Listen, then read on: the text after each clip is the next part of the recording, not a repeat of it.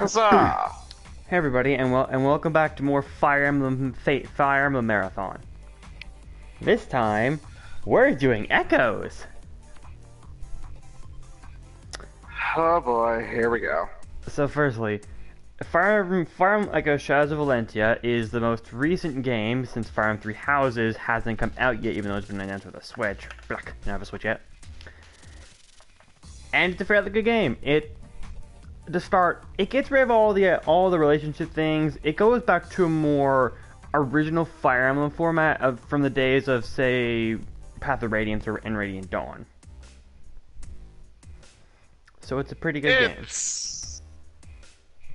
Yeah, pretty much. So before we even get into it too much, I'm gonna note I have a massive pile of clothes next to me and I need to do them. So if I sound a little distracted, it's because I'm multitasking today. So apologies if anyone thinks I shouldn't be doing that, but it's this, or I have to do it with no one for company. So why not just do it now? And when I say massive, I mean I'm like almost 6 feet tall, and the thing is maybe about a foot shorter than me. This is, and it's on the couch, but when I'm sitting down, it's taller than me. So it's a good 2.5 feet high. It is utter hell! Yeah, it kind of is. I prefer washing dishes if I have to do chores. Anyway, another thing is Draven. Oh boy, what the hell am I supposed to talk about? Oh yeah, right.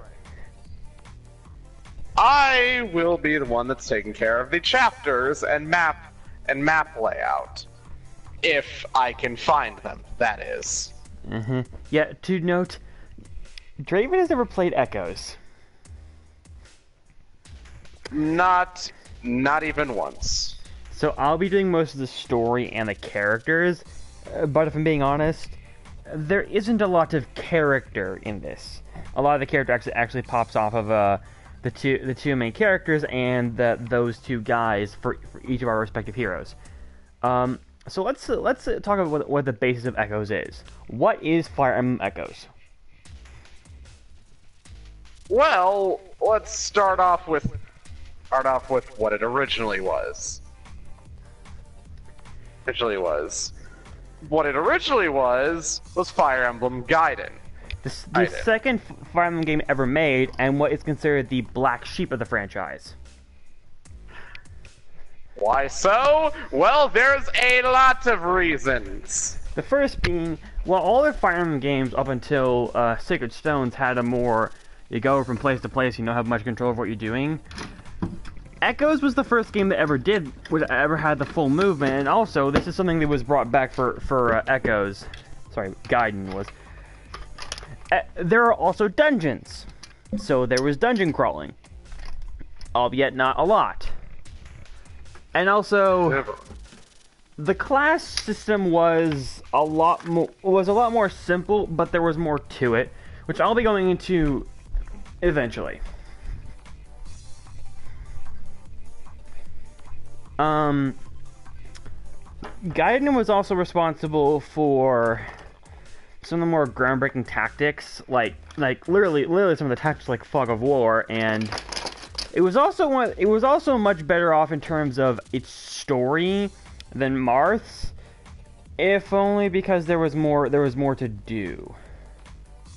Don't get me wrong, Gaiden was still a hard game, and anyone who's actually played it legit, congrats. Let's also point out a bit of there is a lot of flaws with the game in and of itself. Oh yeah, I mean, look, there's something about map design that needs to be said.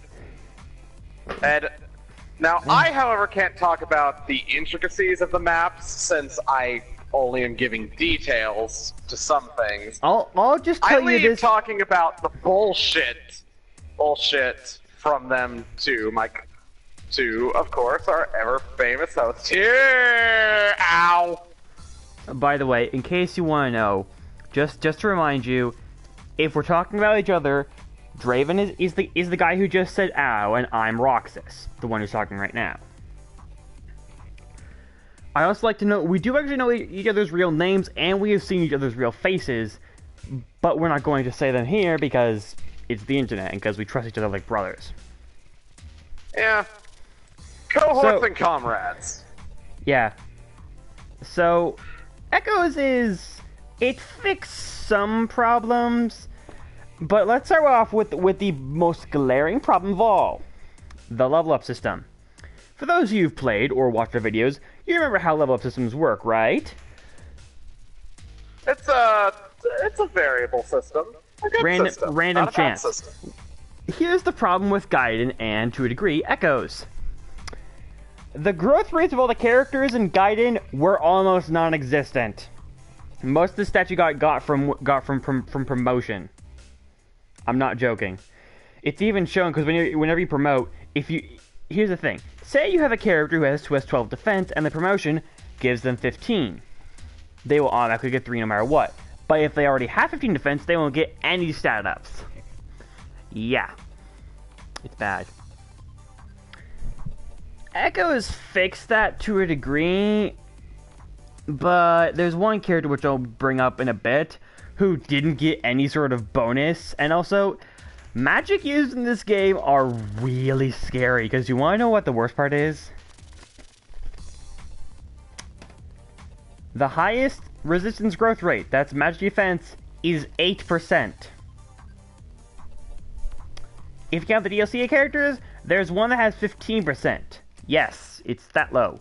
Magic is dangerous. Very dangerous. So when I once saw a map that was full of magic users, I whimpered. I will not lie. It's terrifying.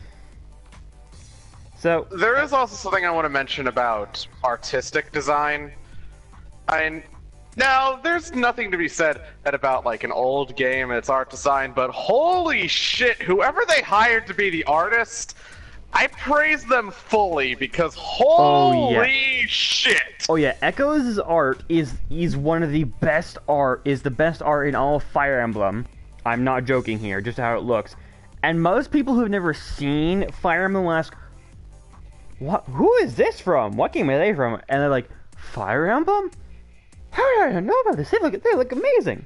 Because I wish we could show their portraits in the stream, but I'm poor and I can't I can't do fancy things. So you have to just deal with us just regaling. So whoever is watching this, just look up Fire Emblem Echoes characters and you'll see their designs. Oh yeah. Some of them are.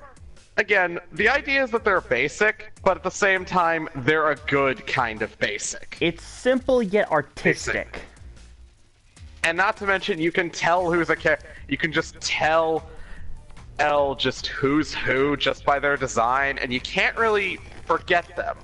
I also like to know something else while we're on this. The game has full voice acting. Everything is voice acted. All of it. Even the ads, like Random Soldier Number 1, even they have voices. Yeah. This also carries over to the supports of the game. There are indeed supports. There's very few of them. They're often really stupidly hard to get. Yeah. I don't actually know anything about the supports besides a few.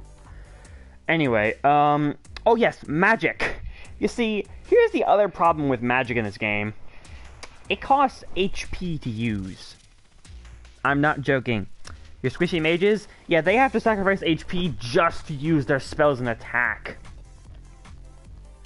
This isn't so bad, like Fire's only 1 HP and Thunder is only 2, and most of the spells have some really good added effects. But then we have stuff like Sagittaire, which costs a whopping 10, and then Ragnarok, a unique spell for a girl who's fragile as hell, costing 20. Sorry, no, 10. 12, sorry. It's hard to remember them all. So, the magic in this game is actually fairly interesting, because no two spells are alike. Firstly, we have Fire. It's a fire spell. It's a magic spell. It may as well be called Blast, because elemental weakness is not a thing in this game that much anymore. The next spell, I know I'm getting off topic here, but every single character has their own unique spell list. And there are some characters whose spell list is only 1 or 2 spells, so why would you even bother with them? This means essentially any of the physical fighters. Okay, next spell is Thunder. Draven, do you happen to know what Thunder is? When it comes to just Thunder, all I remember is, oh hey, that thing that always crit in Awakening. In Echoes, Thunder's a bit different. It can, while Fire can fire from 1 or 2 spaces away, Thunder can fire up to 3 spaces away. Adding a level of depth to the game. Then we have Excalibur, which will always crit. Really good. Well then. We also have Sagittaire, which is essentially arrows of light fired from the tip of the caster's staff that hits very hard because it's 10 strikes. And by the way, here's something funny. If you happen to get a critical hit with Sagittaire, you can hear the crit noise 10 times in a row. Just boom, boom, boom, boom, boom, boom, boom, boom. It's so epic. There's also a spell called Ragnarok, which is only available use for 1 character, which is essentially a really beefy fire spell that hits hard and costs a lot of HP. You also have Nosferatu, which is the spell for clerics. Nosferatu... You said it was a... You really said it was for the most frail character, and honestly, all I'm thinking about is Delphia. That's exactly who she has Ragnarok. We'll go into Delphia once we get to her, because I like her a lot. Nosferatu is a very special spell. Because it's a light magic in this game, it drains HP, which is very good for casters, because healing spells also cost HP in this game. And Psychic, the long-range one, is really expensive. Same with Fortify, which will only be run by 1 character, which is essentially a full heal. Nosferatu is also very unique. Would you like to know why it's unique? Go on. It always has a 60% hit rate. No more, no less.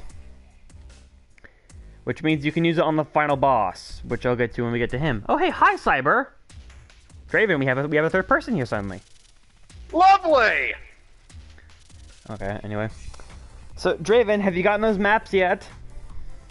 I'm on them, like, at least can say I'm on the chapters, but...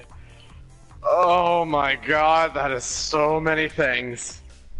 Just start with chapter 1, friend. You mean prologue? Sorry, prologue. Okay, let's go into this game. The game starts with some of the characters. This game starts with you running through a field as young Alm to meet young Celica. The two talk, and they both show they have some weird star cross thing on their palms. This is in no way important. No, of course not. Hint, I'm being sarcastic here. Now, how do we start? Now, how does this hell usually go about? There is no fucking picture for this map. Because it doesn't have to. I'll explain pretty well because I know it. And then after that, we're introduced to four youngins: Gray, Tobin, Cliff, and a new character who is not engaged, Faye. They are all very young children, about 5 years old. They go off to see some knights who've come from the kingdom. They live in Zofia, Zofia, and the knight is a jerk. His name is Slade, spelled Slayde, and his voice is really, he just sounds evil and cowardly.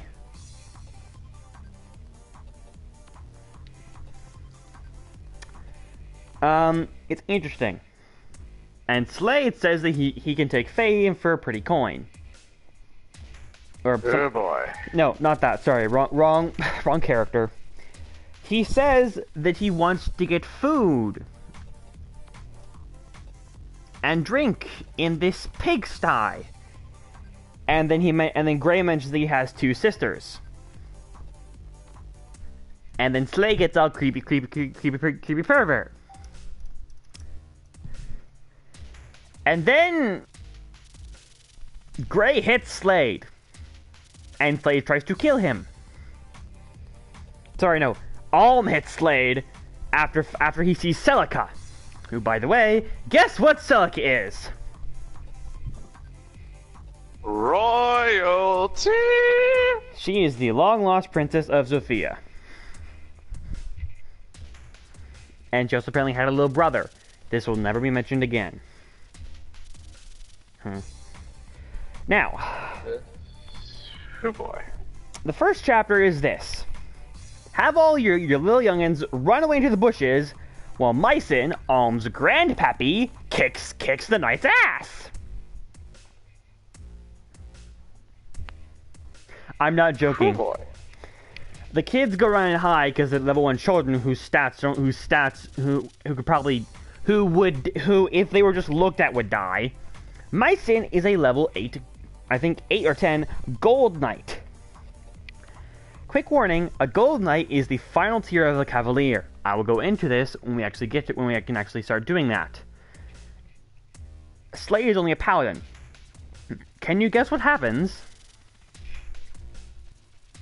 Ass gets kicked. Yes, I'd like to know. Mycin is 60 years old. He is also one of the most baddest characters in the entire game. There's only one character who is older than him, and he's optional. So yeah, Mycin is a badass despite being old enough to be both of our grandfathers.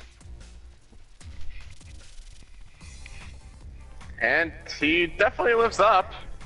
I mean, yeah, he okay, also, spoilers for later on, but Mycin is also a champion of sorts for the king, and he was a knight, and some other stuff that I'll bring up once we actually get to an important bit with him, which I'm not going to spoil because it also spoils Alm. Anyway, Mycin says, I have to keep you safe, Celica. We must flee!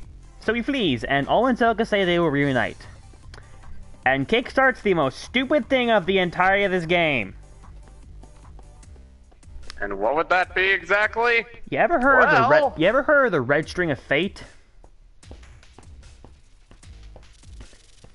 One of those strings is tied around tying Alm and Celica together. This is stupid, and they're tied together for all of it. And later on, by the way, about 10 years passes. Alm is now an actual warrior. Despite the fact they only were together for apparently only about a week as young kids, they act as if they knew each other for years. This is the dumbest part of the entirety of Echoes. These kids were together for about a week, yet they act like long lost lovers or something. It's really dumb. And it's one of the children. They were like 5. Christ, all I can say is maybe those stupid brands on the back of their hands bind them or something. I don't even know anymore. Anyway, it's one hell of a curse. There's a 10. I think it's 10 years. I think 10 or 12, something like that. And Alm, and then the next thing we see is Alm is fighting his grandpappy. And he loses. Sounds like a fun family get-together. I'd like to note, they use the battle portrait for this scene, which unfortunately doesn't go too well because Alm can't. Because well, yes, they can just cannon emote in their battle sprites. It reaches into Uncanny Valley territory. You haven't seen Uncanny Valley until you've seen fucking Siren. Mm-hmm. OG Siren. No, I mean it's just creepy because the faces on them are obviously not supposed to move at all, and yet they make them move. It comes off as creepy. It's really bad because Alma's okay because he has green hair and he actually has something of a normal face. Celica, though, you get to see Celica's in-game model portrait in a special scene once or twice. It's there's something about her face that just makes it seem off, and I am not the only one who thinks that. Now, apparently, Alma has been fighting ever since Celica left, so he could get stronger. I'm not really sure why, but apparently Mycen has been training him along with those young kids for a long time. Mycen says, and then Alma says, "I'm gonna go become a knight." And Mycen suddenly says, "No, you're too dumb." Although I guess I can't stop you because you're a video game protagonist. And then we get to move around. Sort of. See, Echoes has another thing going for it. There are a bunch of towns scattered throughout the map, and you can enter them and look around through a first-person view, and you can get items from them. For instance, you can get some oranges, and some milk, and a carrot, and a cut, and a splitting axe from Ram alone. Ram is the name of where Alma and the kiddos live. It's called a backwater, because it is. Yep. You can also get some ale. I'm not joking. You get ale in this game. And, word of warning. Okay, you can't actually drink it because most of the characters are too young, but you could. There was plans for it. Alcohol now has another purpose, which I'll go into when we get to it. Anyway, you go to the front of the village, and hey, that's a person sprite, not a random generic sprite. Turns out that the Chancellor of Zofia, whose name I actually forget. Draven, help me here. Draven, help me here. Help me here. I don't know, okay? As much as I'd like to, I'm getting my ass handed to me 6 ways from Sunday. Oh my god! Why do I pay you if you weren't paying attention to this? You don't pay me at all! I will if you actually help me here. Okay. Hey, let me just... Zofia's call. Zofia. We're here now, Desai, there we go. Desai. Desai is the evil chancellor, and he looks it. He's a big fat guy with an obviously evil beard and armor. Kind of a scumbag. Sounds about right. So, a group called, I kid you not, the Resistance. Yes, they went with that boring ass name. Is trying to get back the kingdom. The central point of it is the Knights of Sophia. A bunch of people who served the king and were nobles. I'm not really sure. We got no idea either. And then you get and conscript. Lucas is trying to get conscripts. Lucas is the guy who comes to help you. Also, and during this, after Olm tries to go find his grandpappy, he's not there. And apparently, Lucas was actually looking for Mycen, but he gets the grandkid instead. Then we get Oh boy. We get Gray, Tobin, Cliff, and Faye. I can't do the writing justice, but Gray is a ladies' man who's also really smart. Tobin is a coward, but for a good reason. Cliff is a sarcastic type, and there's a line that he says. Alm gets all happy and cheerful, and Cliff says very bluntly, "Great, now I can all get impaled on the same lance." The way he delivers it is awesome. It's perfect. That has the same energy as great. The gang's all here. Now we can die together. That's essentially what he said, but now we can all get impaled on the same lance instead. We all die together. Yeah. I suppose I should go into the characters now, right? Okay. Yeah. I think We can't. We could start with Alm, but I think there's one we need to start with first. I'm gonna keep Alm and Celica for the end after we finish everything else, because they're the protagonists. We should probably talk about the newest inclusion Faye. to Echoes. Yeah, Faye. let's get her out of the way. Okay, I'll be blunt. Here is Faye's whole character. She's yandere for Alm. That's basically it. Yeah, no, that's the entirety of her character. She was Like, introduced in at Echoes, best, and like even her her character has contributed to just like the most. I don't even know. it's bad. It's really bad, and I don't like her too much. It doesn't help that one of her critical quotes is "for Alm." Just God. By the way, I am actually moving about my house right now, getting hangers. So sorry if there's some noise. But yeah, no, Faye is, yeah,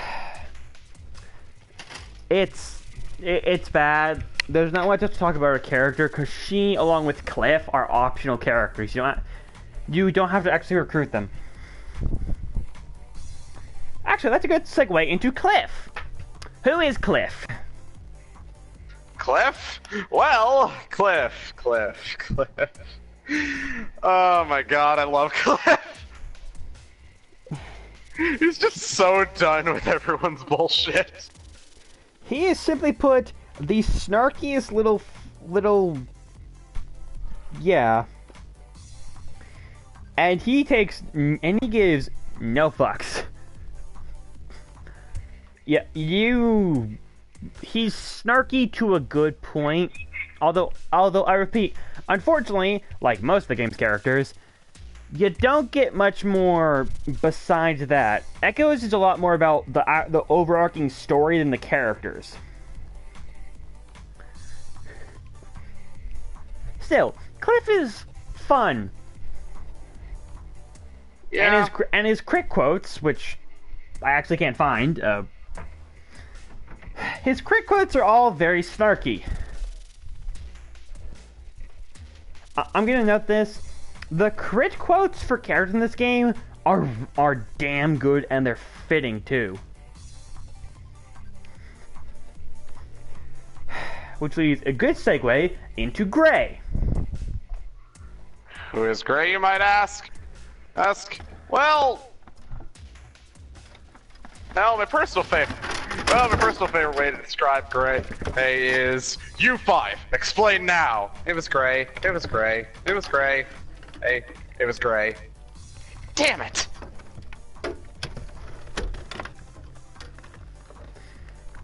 Yeah. Gray is honestly one of the best characters in the game. I'm not joking. To start with, Gray is one of the few characters you get no matter what, alongside Tobin in Alm's Route. And he's pretty good. Gray is the oldest one of the group, and he's fairly snarky, and he's actually world-wise enough. And he's kind of like the big brother of the Ram group. So I like him. He's cool. Also, I'm gonna note this before we get quite into gameplay. All these characters except for Lucas and Alm start off as villagers. Villagers, you guys remember Darnell and Mozu from Awakening and Fates? It's like that. But better. Only this time. Well, we've got some extra bullshit lined up for you. I'd also like to note the levels. While Tobin, as I recall, is level 2, and Cliff and Faye are level 1, Gray is level 5. He can already rank up. Because villagers can promote at level 3. Welcome to Echoes. I have no idea what I'm doing. Anyway. Now we go on to Tobin. Tobin, the main man, the main dude, the guy that oh god, I love Tobin, I do. He's a neat guy, but it's due to some experiences of never hearing someone never hearing someone shut the fuck up about Tobin that I just have this unending want to punch him in the face. Tobin is not a bad guy. While Gray, while Gray is the voice of bravado and sometimes snark, Tobin is the voice of caution for Alm. Also, Tobin fights for gold. Now you may think, he fights for gold? What a dirty coward! Well, he has, as we recall, 5 younger siblings to care for. And gold will definitely help his siblings and his parents to not go hungry. There's a very interesting conversation early on in the game, like very early on, that I think is very fitting, and I like it. Lucas mentions that by joining the Resistance, you'll get paid, and Tobin says, "Wait, paid as in actual money?"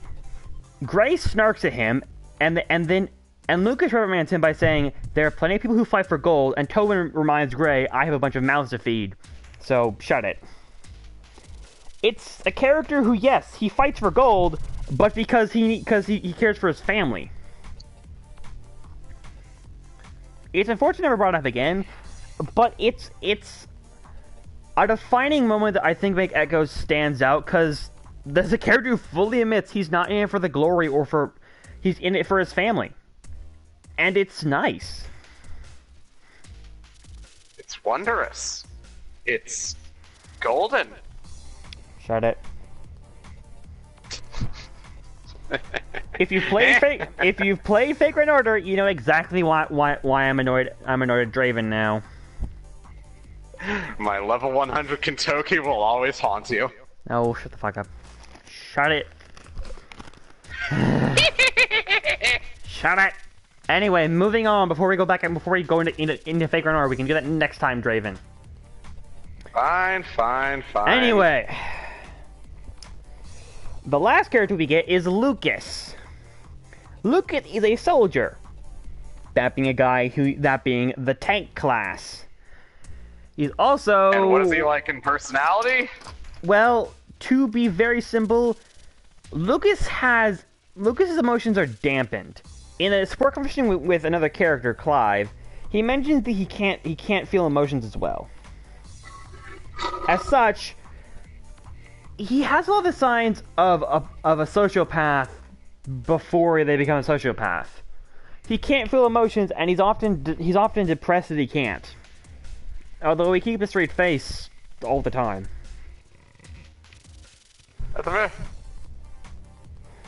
He also is mainly the strict personality of the army. Yeah, he's kind of the voice of experience and bluntness. Because fortunately, Lucas has a pretty big role. Now, I'm not gonna lie. The first, 2 or 3 maps is just you're fighting bandits. Hey, lots of them. Which also brings up, here's an important thing. There's no weapon triangle in this game.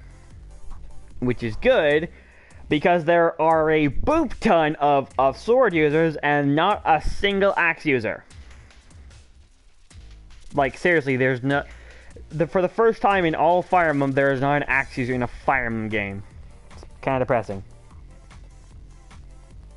Well, don't worry, ladies and gentlemen. We've got multitudes of things that will make you feel slightly nice. By that we mean, apparently we have overclasses. What? We'll get into that at the very end, because overclasses are essentially just bragging rights reward, and for the super dungeon, dude. There's a fucking Spartan! Yes, I know. Draven, listen to me. Overclasses are stupid, and only for the super boss and DLC. Fine. Oops. Okay. So. Anyway. Calm down. The first time the game starts getting interesting is when we get to this weird temple place called the Mila Shrine. or something like that. Essentially, the shrine has been overrun by bandits, who are using the shrine as a base. And then we get our first dungeon. Dungeons are pretty simple. You go in, Alm and Celica are in front, and you see them. And there are passageways. You can cut down grass to get money, which is actually kind of important in this game. And there are single model enemies running around, and if you run into them, you get in a battle. And if you whack them, if you whack them before they whack you, all the enemies in the battle take some damage. Huzzah! There's also chests scattered about. The first shrine, which I legit can't remember the name, I think it's just Steve's Shrine, has an iron sword. And now we get into one of the mild problems of Echoes. The inventory system. Loading the weaponry. Not that. You know how in almost every single game, you've always had like an inventory of 5? Well, let's change that a little bit, shall we? What are we at on numbers? You can only hold 1 item. Oh. This means if you want to have a strong weapon, you can't have a healing item in your inventory. If you want to have a healing item, nope, you can't have a piece of equipment. You want one of those fancy smashy rings? No food or weapon for you! This has a layer of strategy that I actually do kind of like, even if it makes Echoes become even more annoying to beat. I'll warn you, if you don't like how Echo sounds, and you don't want to play it, you're not missing much. It's actually kind of stupid. As a reminder, ironically, you are kind of just better off. Ironically, you are kind of just better off getting a plot summary or watching a playthrough. At least then you can just watch someone else suffer. Yeah, I had to suffer. It sucked. Anyway. After being the bandit boss and getting some fancy schmancy ale, you meet Silk. Who is Silk? Silk is a cleric, that being the healer class. She's What's her personality? Woman of the cloth. Now, despite my friends not liking of that kind of character, I'm usually a fan of it because sometimes they are adorable. I don't really care for Silk that much. I'm gonna be honest. Well, I don't know much. The only time I really like Silk is for her utility spells, and even then, her best one you have to grind up to. And by the way, another problem with Echoes. The higher level you get, the less experience you gain. Say you're level 1 and you get an enemy that gave you 100, that gave you 50 experience at level 1. At level 10, it'll give you like 5. I'd like to mention, to get over classes, you need to be on the final path at level 20. This is why I said they are bragging rights rewards, Draven, because it requires endless grinding for no real reason. I get it. Good. Just looking at them and just wondering what the fuck. I don't know. Anyway. I mean, they look awesome. Anyway, you then get access to the Mila Shrine. What does the Mila Shrine do?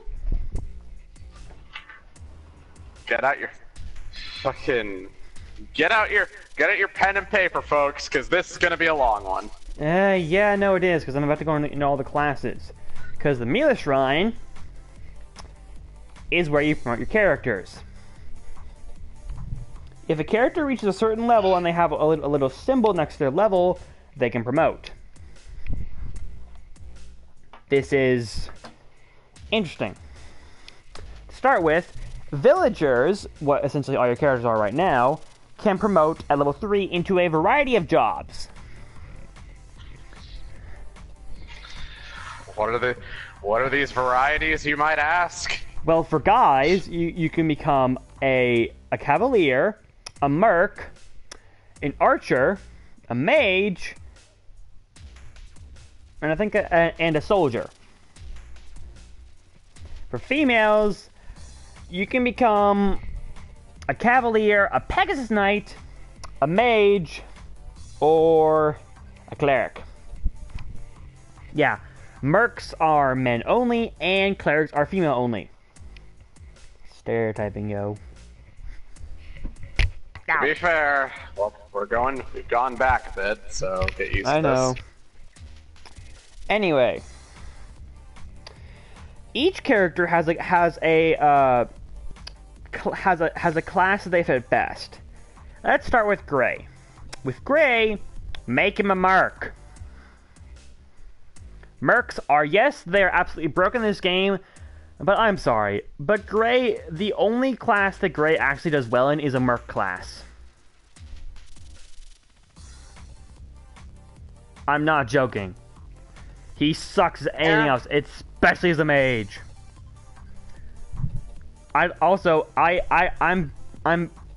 It helps that in Ram Village, there's a bunch of things you can interact with, which mention what each of the characters like mess with. Like, Gray was doing sword slashes, Tobin was doing arrows, and Cliff was doing magic.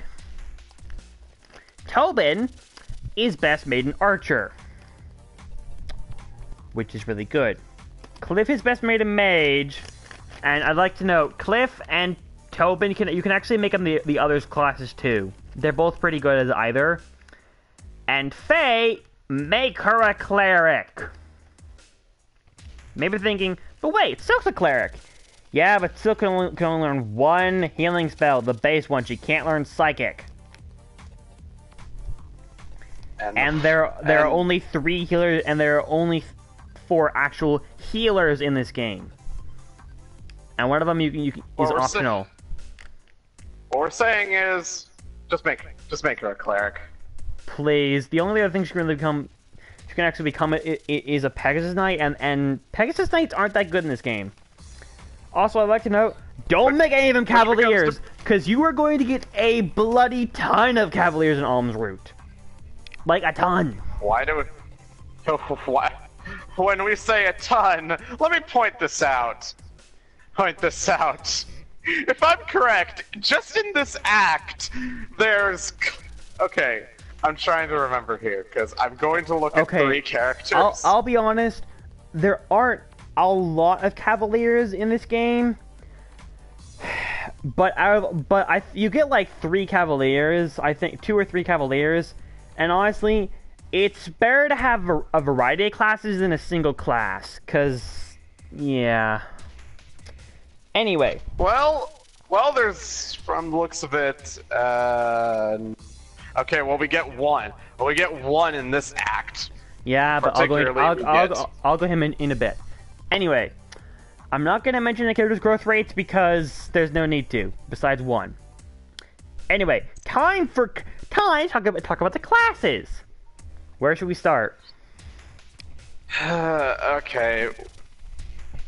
What's the best place to start that won't make someone's head explode? Actually, we avoid the Lord classes. Oh, I'm not doing those until we actually get them. Yeah. Let's talk about mercs and their promotions. To start with, mercs are pretty good. They're sword fighters and they have pretty good stats all around. So they're very good. They're pretty strong and you can't go wrong with them. Except for magic, but magic is a problem for everything in this game. Except the enemy. Mastery over dark magic, my ass. Anyway, at level 7, mercs can turn into myrmidons. I'm not kidding. Throw out any ideas you had about how classes work and how they level up for Echoes, because there aren't any. because it's using Gaiden as a base, and Gaiden's the black sheep. Anyway, Myrmidons are more the same than Mercs. They're stronger, faster, a lot faster actually, and they're a bit more tanky. Also, they wear actual armor instead of leather. And then, at level 10, Myrmidons can promote into Dread Fighters. The Dread Fighters are hands down the most broken class in the entire game. Why do we say that? Because upon promoting, most classes get an extra benefit. Dread Fighters get 2 skills in particular. They get Resistance plus 5. Yes, I'm not kidding. They get 5 free resistance, no charge, just free, and Aphotrope. Aphotrope halves all magic damage. Combine this with Dreadfire's already amazing stats, and give them, say, a Brave Sword, which, by the way, for some reason, the Brave Sword is actually the killing edge of this game. Yeah, I don't know. A Brave Sword, it gives the crit bonus the killing edge is doing in other games. Essentially, give a Dreadfire a Brave Sword, and they will destroy everything. Except for, yeah, it's pretty broken. What should we do next?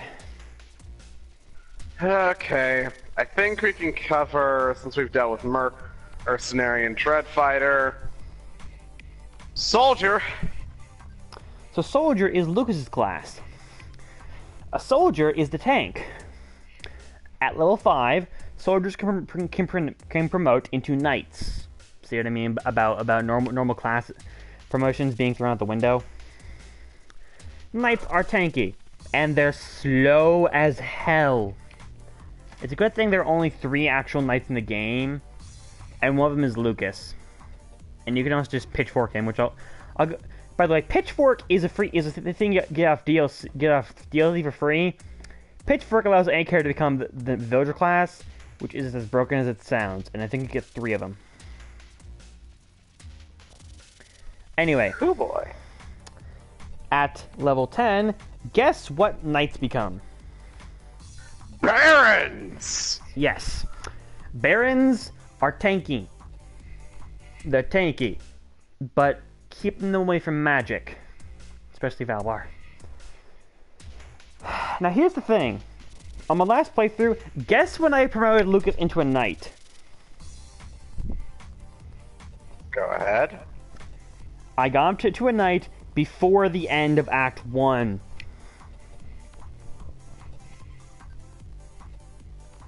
That sounds bad. It means that I had a tank who was damn near impossible to die really early on, much earlier on than I should have. Well then. And I got him to Baron by the end of Act 3. Well then. Oh then. I can see he also does not feel the fucking pain he's taking. Yeah.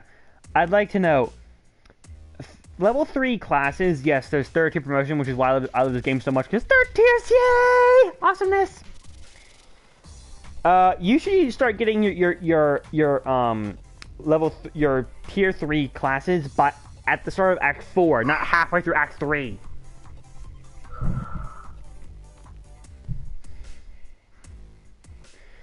Anyway, Barons also get the heavy armor skill, which has damage from bows.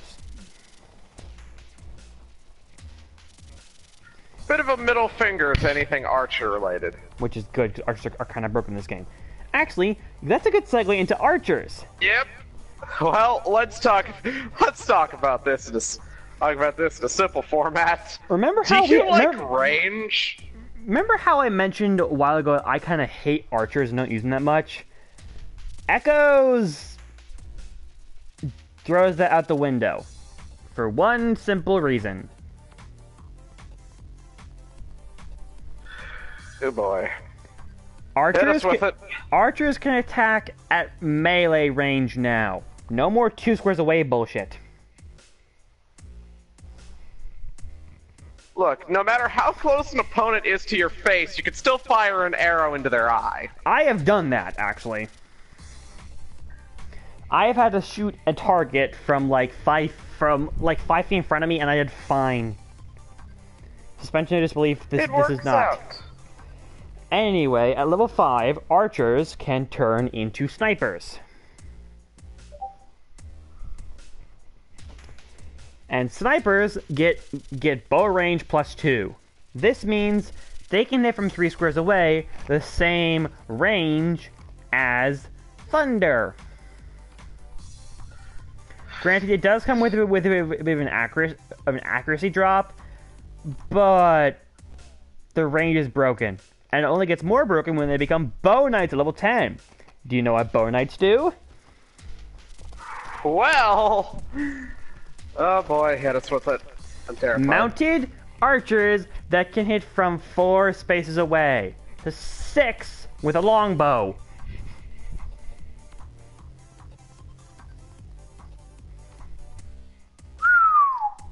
Yeah. And this is why I recommend Tobin, because Tobin has the best accuracy and attack power over Cliff. Cliff is more of a mage. Well, speaking of mage, let's talk about that. So the thing about mages is, unlike the physical classes, magic classes can only promote once at a much higher level. And here's the rub. Female mages level up at level 12. Male mages level up at level 14. This can take fucking forever. How much forever, you might ask? Well... I'll tell you this. In Act 2, you get 2 mages who are with the male being 1 level higher than the girl. And I got the girl I got the girl, and then it took me 5 chapters to get the boy to level up. It's really stupid. Anyway, let's talk about what both classes can do. A mage is a mage. I've gone to their magic. Male mage at level 14 becomes sages, which is more of the same, really. However, female mages become priestesses and get swords. You may think so Draven, when you think female mages who can use swords, what do you think? Well, I think that's not the greatest. Good, you're smart. Because this means that from now on, instead of using their amazing magic stat melee range, on the enemy's turn, they use their sword. Mages don't have that good strength. What mage does, besides certain ones? I can think of one. Ileana.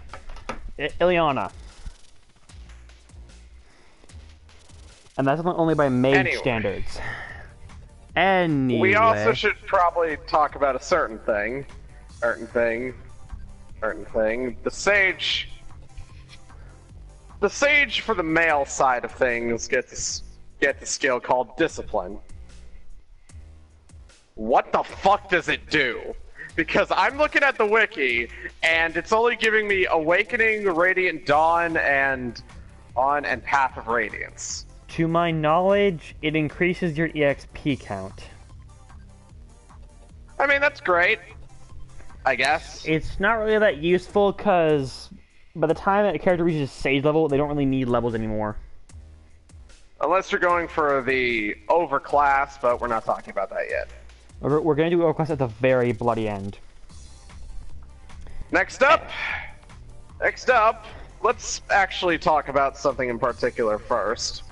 Let's get to our first. We should probably get to our first character that is of the Cavalier class. No, we'll get to him when we actually get to his chapter. We're close. I'm not skipping it ahead. Okay? Deal with it. I know. I know, but Anyway. I'm just saying we're close. I know. Cavaliers are... They're Cavaliers. They're mounted lance users. They don't have anything special going on for them besides mounting. Level 5, they become paladins, and at level 10, they become gold knights. I don't know if they actually get any sort of special skill or anything when they become gold knights. Let me check. Yeah, nope. Okay. Yeah, they're essentially just... Yeah, I'm not sure. Cavalier. Cavaliers Big-ass. are bearers more for the actual specific character than the actual class. Anyway, I think there are two more classes we haven't mentioned. Cleric. What does a cleric do? Healing. Yeah. And at level, I think it's 12 or 13, they become saints. And by the way, as saints, they get access to something very nice. I forget the name of it now, but essentially, if there are any characters who are adjacent to them when the turn starts, the characters adjacent get healed. It's pretty good. Looks like the Gold Knights. Looks like the Gold Knights get soul. No. I'm looking at their class skills. You're thinking of Radiant Dawn. I'm looking at whatever the fuck. Did they just really not get anything? No, they 'Cause don't. that's kind of sad. Gold Knights, just unfortunately, Gold Knights get the shaft in that regard. Poor Berkut. You become that hell, class. Only... hell, even mages get something because they get a healing spell. Yeah, Gold Knights kind of got shafted in this game. Well, let's get over to the flying section of things. There's only one flying class. It's Pegasus Knight. Pegasus Knights are... I know they evolve into Falcon Knights, and then they get a skill that does more damage against Terrors, but... By the way, Terrors... There are zombies in this game called Terrors. They don't serve much purpose other than just be there. Although there is one very good line by a character of... And hold your nose. Terrors stink. They're zombies. Undead. Monsters. Woo. Catch-all term for the undead and monsters, really. I won't be going into them because I don't have to. Anyway. Okay. Now we're at the... Alright. Well, now we're at the cleric section. No, we already did that. Oh, we even talked about the saint and soothing light. Yeah, I did. Oh, good. I think I wasn't here for most of it because my brain was gone. Yeah. Anyway, oh yes. After that, there's some more random battles, and then you get to a fortress, where you see an archer with a steel bow. Have to do with archers. Then you go into the fort, and along with a couple of other goodies, you get the lightning sword. Essentially, it's magic damage, but it kind of disables the strength stat for the character. I found this most useful on Gray. Of course, I dropped it out when Act 3 started, because at that point, enemies started getting actual resistance, and I didn't still. Yeah. Having the mages... Enemy mages suck, is what I'm trying to say here. Anyway... At that point, you end up going to the Returner's hideout, which is a tomb. I'm not kidding. The Returners are their base is in a tomb. Wonderful. You also meet Python at the entrance. Hey. Python is snarky, lazy, doesn't want to do work, and he's kind of gay. He calls Lucas Ginger Stud, and there's some ho yay with him and another character called Forsyth. I'd like to note, Python and Forsyth are essentially best friends, and they grew up in the same village, and they're complete opposites. There's actually something called a memory prism. Memory prisms are essentially things that allow you to see events in the past. There's one with Forsyth and Python, and Forsyth essentially dragged Python to the Resistance. He dragged him all the way there for a week. He probably enjoyed the nap that he got while how Forsyth did that. Oh, no, Forsyth didn't even let him sleep. Although, I get why, because in this world, nobility is everything. But the Resistance allowed those two who were commoners to actually get something. A big thing about this game is nobility. Oh, is that going to play into everything? Well, let's start with the first thing. You get to the end of the dungeon, and you meet Clive. Oh, by the way, I almost forgot, but inside the fort is a girl called Claire, who's Clive's brother. Who's Clive's sister, and he's a Pegasus Knight. And Gray kind of falls for her. Yeah, anyway. Clive is the leader of the Resistance. There's a Forsyth is there, which we'll go into in a second, along with another guy who we met a bit earlier in the game called Fernand. Fernand is Clive's best friend. And while Clive is a kind and considerate man who's good to everyone, Fernand is a noble and he's prickly. He only likes nobles. Although, and I'll just say this, Fernand is kind of a dick to you the whole game. He actually leaves the Resistance and goes to fight for the enemy side of Rigel at the end of the chapter. But would you like to know why he's so bitter? Sure, I'm wondering why. I've just seen many memes of him and Berkut. Before the beginning of the game, Fernand was actually very good. He was a kind and considerate man, and he loved the commoners. However, there was an uprising on the estate he lived in, and his entire family, including two half-siblings who he loved dearly, and by the way, I'd like to know these half-siblings were about 5 years old. All of them were killed in the uprising. Slaughtered. Oh! And because of that, Fernand started to hate commoners because they killed his entire family. So yes, Fernand is a dick, especially to Ulm. It's because he's really bitter. So I can't make myself hate the guy. Can't really blame him when, despite the kindness and care you owed to commoners around your place, they still decide to have an uprising and murder your entire family. Yeah, he was apparently one of the most stalwart supporters of the commoners getting a higher standing in life. And after that, he became one of the most stalwart attackers of them. I'd also like to note, Fernand is... How should I put this? Okay, so essentially what happens, I won't go too far into this, but Clive makes Ulm the leader of the Resistance because he's a commoner. Fernand gets pissed off. There's a nice little scene where Fernand pushes Clive into a wall while holding his collar, because for some reason Clive has his collar sticking out of his damn armor, and then stomps off. And then we don't see him until the finale of Act 1, which I'll mention when we get to it.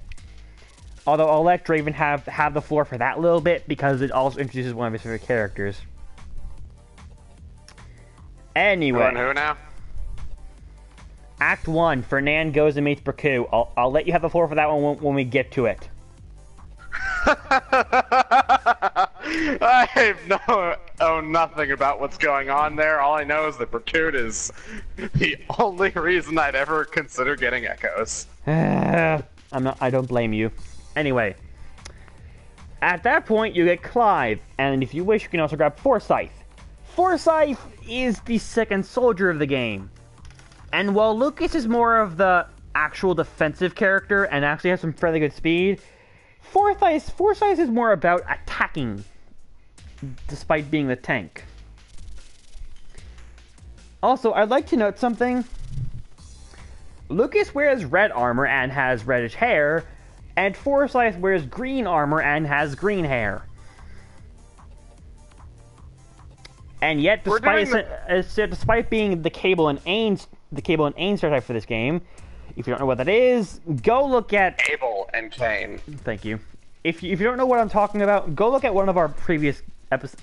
I think it was Fire Emblem Awakening Part 2, where we talk about stereotypes in Fire Emblem stereotypes. Anyway. Yeah. Despite those two being the Cain and Abel and Cain archetype,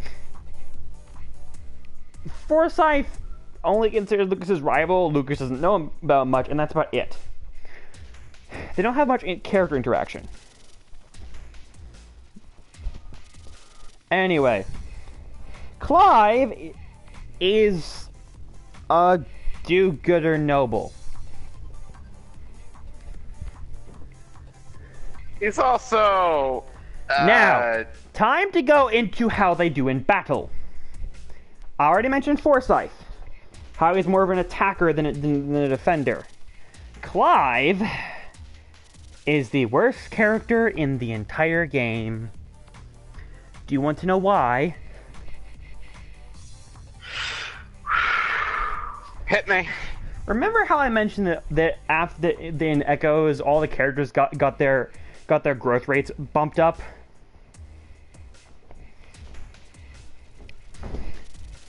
Clive didn't. Oh. He starts off okay, but he barely gets any stat ups, and his highest stat growth is 40 in HP. I'm not kidding.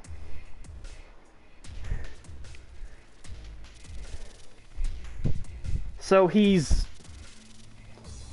bad, and you get a Cavalier in Act 3 who is just better than him in every way. In other words, don't use Clive. I actually took the trouble to make him a gold knight one of my playthroughs. He's still bad. Worst choice you have ever made in your entire life. No, that was something else I'm not willing to bring up because it's personal. But it was kind of a stupid choice, because even as a gold knight, Clive can barely even scratch the enemies in Act 4. It's really bad. Mm-hmm. Anyway, after a bit more fighting and going through a bunch of battles, we get to the finale of Act 1. The Resistance has cornered Desai in Zofia Castle, and Desai panics, and then he gets 2 visitors. Can you guess who the first visitor is, people? Dramatic drum roll, please. I am Bakut, Crown Prince of Rigel. Technically, he's Crown Nephew. This is the first interesting. Things are not good for him. Bakut is the best character in the entire game, hands down, despite being an enemy. Why is that? Well, To start, his voice actor is Ian Sinclair. And how does that go for him as a character? Well, there's no other way to say it other than, and there's a way of sounding like into your role, but Ian Sinclair is beyond perfect. You can he is just so good, and he does Bakut perfectly, because Bakut He's prideful. He believes solely in nobility have power and commoners should rule under him. Essentially, the case of monarchy from early from before America. Apologies, I'm in American government right now, and we just went over that like a month ago, so it's still in my head. And this is a problem. Berkut is very cocky, for good reason, because he's a good military tactician. He's strong. He's handsome. Now, I'd like to know. I usually don't call men handsome, but Berkut is handsome. He's even pretty. I'm not gay, by the way, but he's handsome in a sort of menacing sort of way. It's good. Berkut just looks awesome, and anyone who just likes him, what the hell are you doing? Anyway, also I'd like to note, the very first scene you get with him, there is this very ominous choir-sounding music playing in the background, and we see Berkut and Renea, his fiancée, who by the way has blue hair, dancing, and oh my god, it's amazing. We should probably mention something else about Berkut. He's surprisingly actually a really good husband. Oh yeah, no, well, fiance. He never actually gets married. It's close enough. Anyway, I mean, the very first time you see him, you know, this guy is important. He got a fancy scene. Fernand, the cocky bastard, is just blown back. By the way, Fernand essentially becomes Berkut's aide at this point. And he looks prideful, and he's powerful. I'm supposed to fight this guy? I think that was what they were going for with that first scene with him, and they executed it perfectly. If you are not at least slightly taken aback, or if you don't have any kind of reaction to seeing him, even if it's a bad one, then what the hell is wrong with you? It's so good what they do with him. I love Berkut. No homo, by the way. I love him in a way that you love your favorite actor. Or the way you love your favorite Pokemon. Well, maybe not like that. You get the point. I love him in a non-sexual way. Besides, like hell I'd ever cock-block him or Renea. Fuck that. Berkut and Renea OTP! It's, should also point something out about his critical quotes, since he does have them. They are both fitting and awesome to hear. I wish I remembered them, but I can't. I have them right here. Well, they go in as follows. Die, worm. The second one is my personal favorite. Know your damn place. Third, meet your end. And fourth one, second favorite one, be gone from my sight. Okay, I remember that one at least. Because he created my own. Yeah, no, fitting that he used it on Alm. You know, Berkut's awesome, and yes, he's a paladin class. He still looks awesome, because I'd like to know, he has very dark hair, rich dark hair, and pitch black armor. But he just looks so good. I'm telling you right now, go look him up. Look at that man, and see his power. His pose emanates with righteous fucking anger. And pride. How much of it? A whole lot.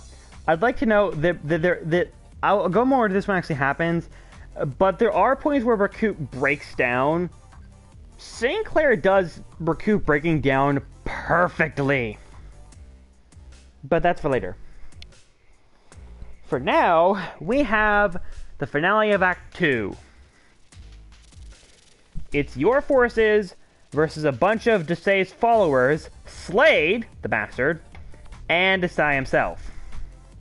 I think he actually his name is actually said Desai instead of Desai, but it's hard to say that.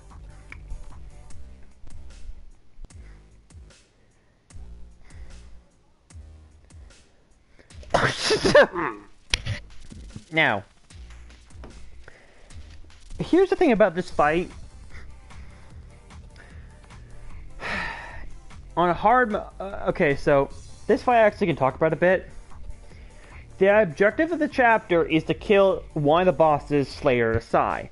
For most people, they just kill Slade pretty quickly, because Desai is a Baron. And he is wielding a Draco shield. What do you guys think a Draco shield is?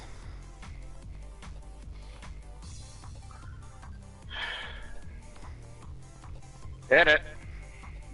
I'm asking you to guess, dude.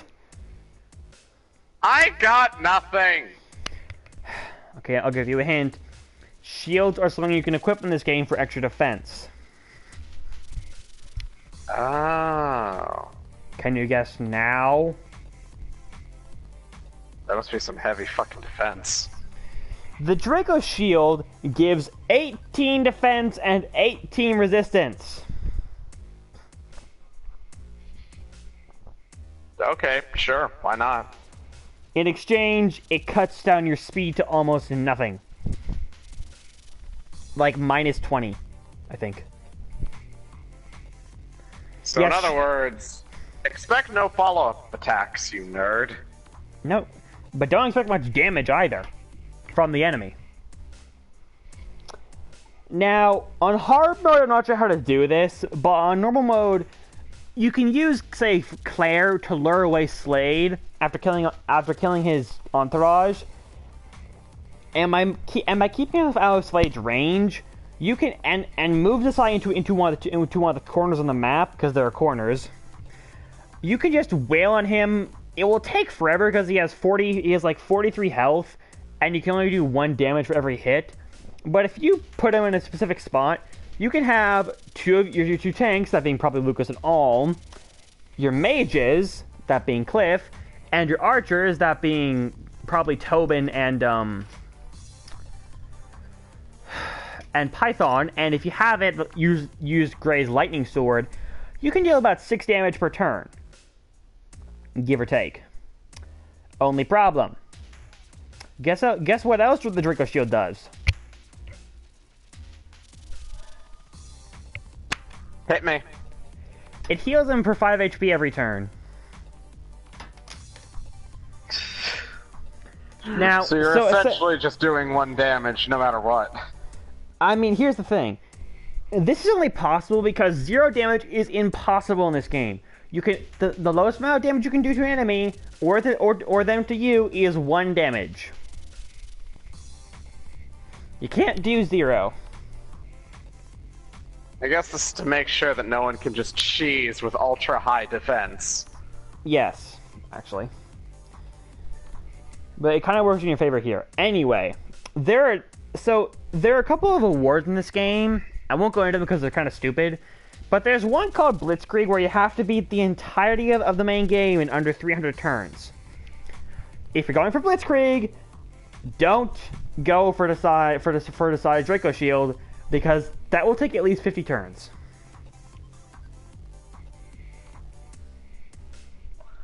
What the fuck do those rewards even give you? Are they just bragging rights? Or... Yeah, they're bragging rights. They have no actual purpose.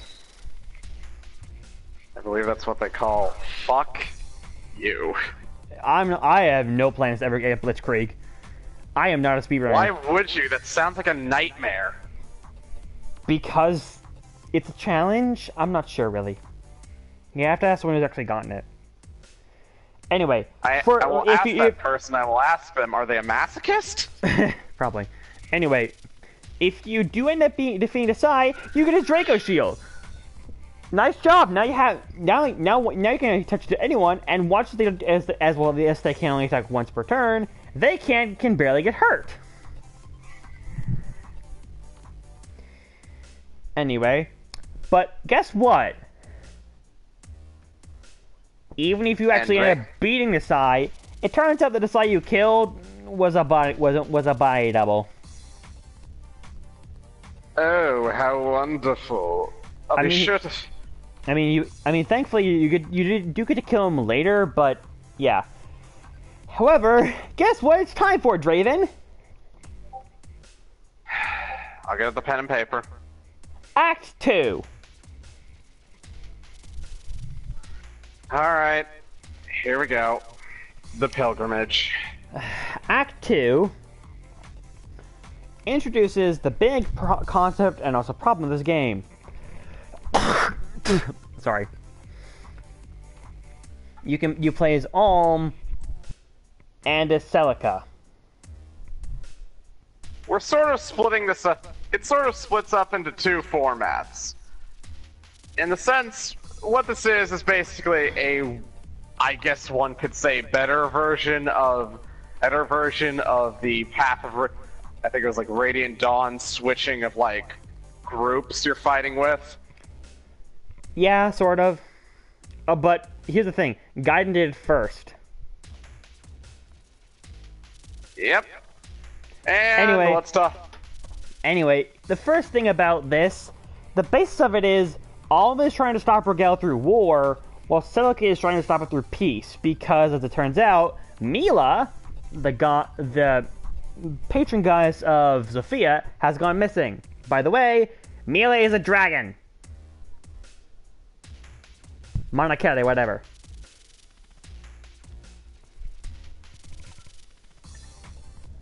And when I say dragon, I don't mean Naui level. I mean Naga level. About the size is also a bit.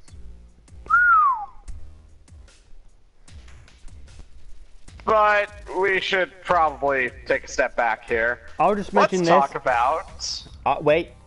I'll say this. Essentially, Naga kind of exiled Mila and her brother, exiled Duma, Mila's brother, and Mila followed him, and they became the people, the patron goddesses of Rigel and Zofia. Duma is a little bit salty. Well, okay, massive spoilers here. If you don't want to spoil for the game's ending, turn off the sound until I move my controller. Duma has gone mad. After a while, dragons will start going insane or crazy or mad, and they will start becoming the forces of nature. This is also what happened to Anakos and Fates, but Duma has become a creepy eye thing. Although Duma beforehand was actually pretty badass looking. Okay. Yeah. Okay. Spoilers over until the end game. There we go. So Act 2, you were saying, Draven? Apologies. Well, our next event, we gotta talk about the first recruits. As always, we get Celica, who is a swordwoman who can use magic. And okay, I'm gonna go more into detail into it once we actually get to the end of this. But I hate Celica. She's such a fucking idiot. Dumb ass. Like I said, once we actually get to them at the end, I'll go more into it. But just know that Celica makes some very stupid choices. There's at least someone has posed a theory that at least there's a half reason for her stupidity later on, but she's still an idiot. She's still an idiot for like halfway parts for a game. And yes, I know, there's gonna be someone out there who says, "You're a sexist." But no.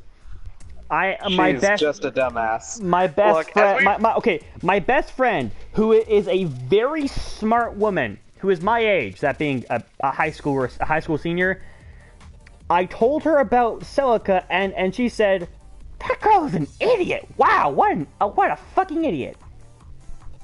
There's a level of dumbass that we've seen with Fire Emblem protagonists. Agonists, particularly female ones. Celica is like highest dumbass level. Because here's the thing, Corrin is a dumbass, but it's more a dumbass that's trying their best. And also because they're naive. They're sheltered. And Robin is like the lowest tier dumbass because it's like they at first don't know what the fuck they're doing, but then they just roll. But then they're able to roll with it and actually make it work. And Erica from Sacred Stones, she's also a dumbass, but nowhere near Celica level. Yeah. Ah, I have something stuck in my teeth.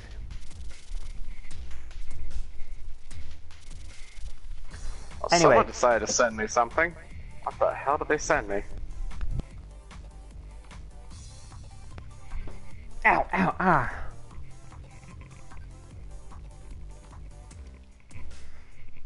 God damn it, I need to find a pair of, like, tweezers or something to get out this thing in my teeth. It's actually sharp. I think it's a nail. Oh, I always hate those.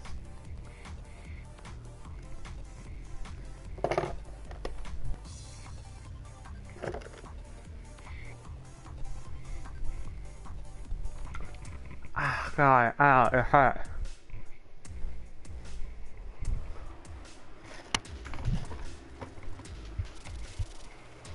Apologies for this, guys.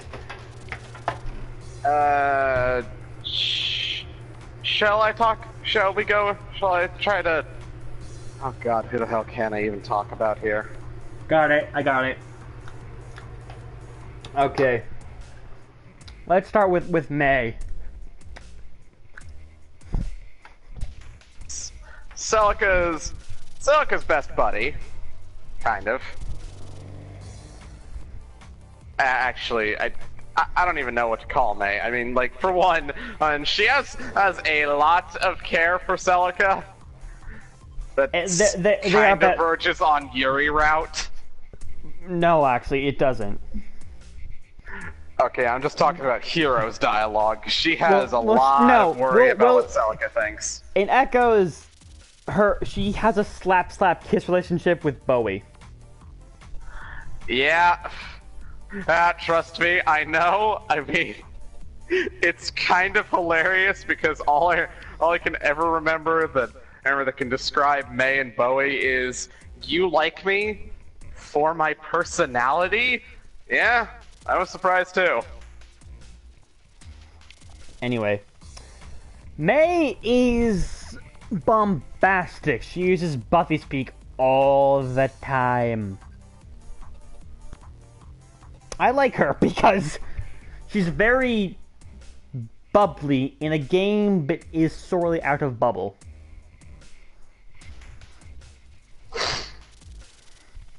We have all the bubble you need. May is... Okay, remember how I said that Gray and Tobin are always there and they're always talking with Alm and giving him advice and such? May and Bowie are that for Celica. But it doesn't work as well because Celica's kind of an idiot, like we said. Alm at least listens to those two. Celica doesn't.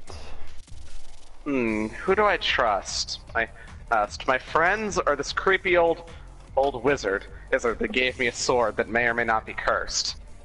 And he's also blue. And really, really terrifying. And ugly. And yet she trusts the creepy old blue man. Over her friends who are just like, Celica, don't do this. Do this. Apparently it's out of concern for them, but they literally told her, we're willing to die for you. Let us fucking help you, you idiot.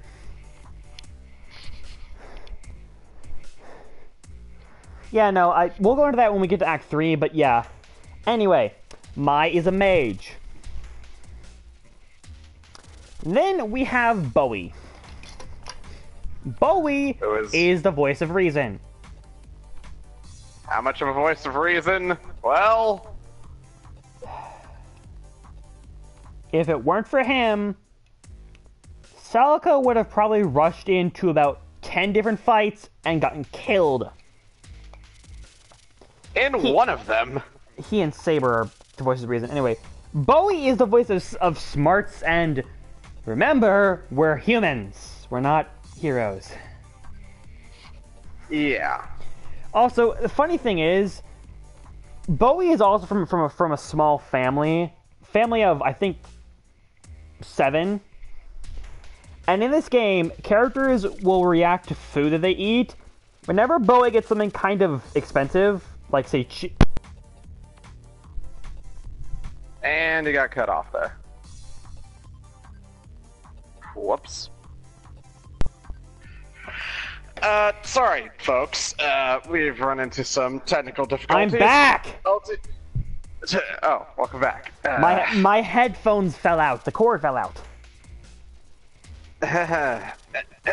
Anyway, Bowie is kind of adorable because he's a rare example of a male tsundere.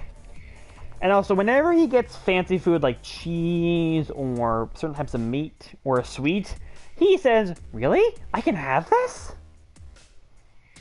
And he loves like home food like bread and oranges and cheese. It's pretty cute. It's very nice. Anyway, Bowie is a very unique mage because he's a mage who is defensive. He has the highest defense out of every mage in the game, and his defense is even higher than some frontliners. I'm not joking. His defense growth is a whopping 60%.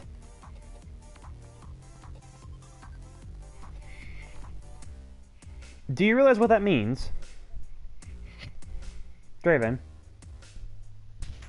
Go on. He has higher defense than Gray, than Kamui, than all the archers, all the mages, and his defense can be as high as Foresight at soldier level when he's a sage.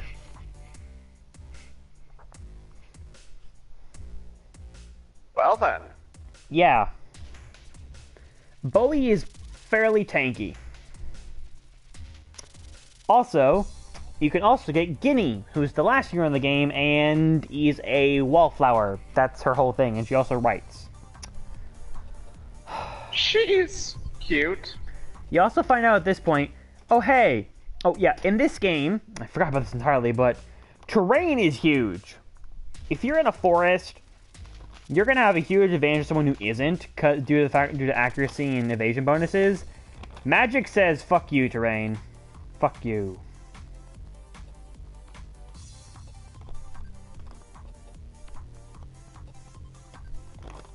Yeah. Now you're a Draven. You know something about Celica's party? Go ahead and hit me. Oh no, look at all 4 of her characters. What do they all have in common?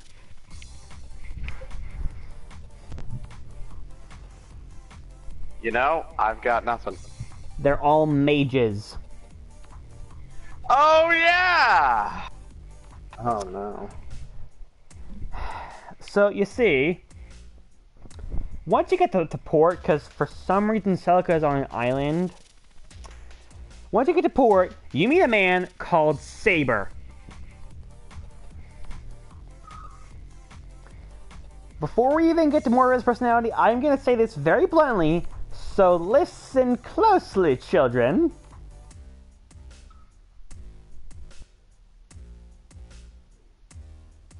Okay.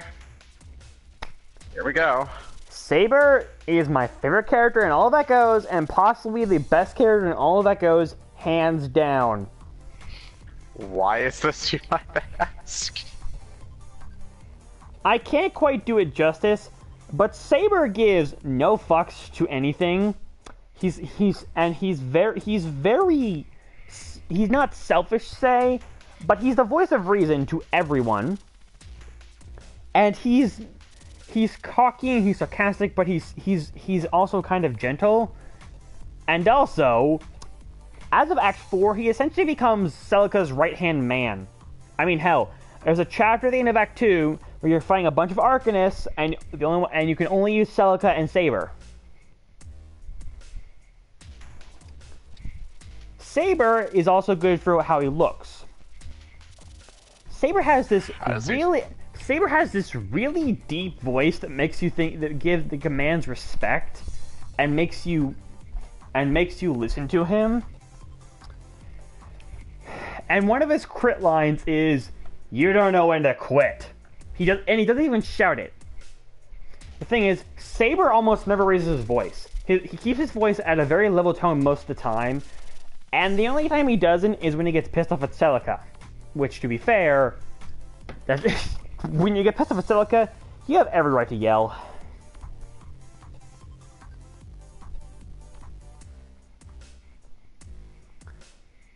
He has a lot of rights to yell.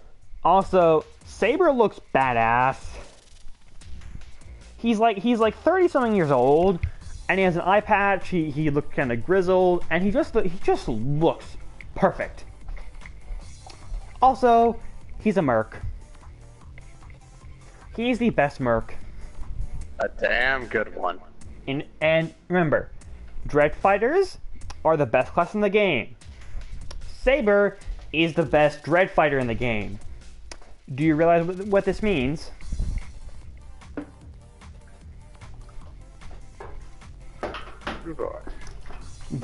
Draven, hey, dude, I'm asking for you to give your opinion here. I really got nothing other than he is essentially the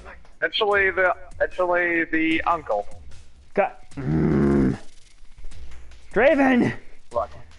best class in the game, best character in that class. What does that mean? Well, a lot of things. One, how? Al is the first. Okay. Second, Draven, where? putting it bluntly, Saber is the best unit in the entire game. Oh.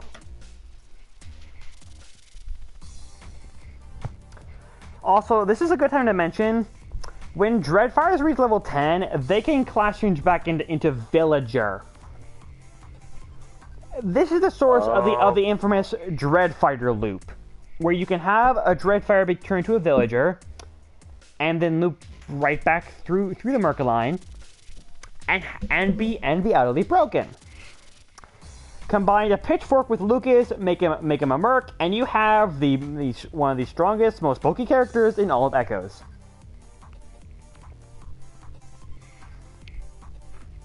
In other words, welcome to hell? For the enemies. Yeah. There's a reason why I like Saber so much. And he's just awesome. I will go more into him, not because I don't want to, but because I can't do him justice. I usually pride myself on being able to like give good characterization and speaking about characters. It's best if you just go look up Saber for yourself and see how he acts. Saber is a case of where show don't tell is done perfect. And I just love the guy. He's so good. Which is sad because he's in Echoes. Mm-hmm. Fucking Echoes. I already know how that nightmare goes. It's also why this same thing goes for two other characters that come up in Act 3. Anyway, about halfway through Celica's voyage to the mainland, they come across the Pirate King Barth, and three very interesting figures. Who are these three interesting figures, you might ask? Draven, Well, drumroll please. hit it. We have Valbar, Kamui, and Leon.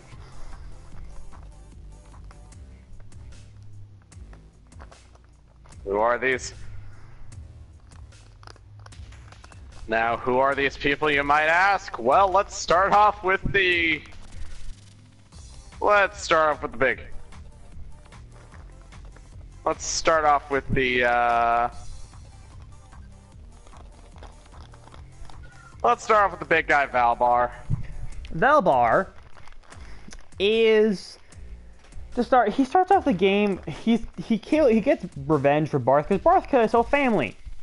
His parents, his wife, his grandmother, and his son. Oh. And so you're probably thinking, oh, this guy, oh god, he's an emo, isn't he? No, Valbar is boisterous, loud, and fun.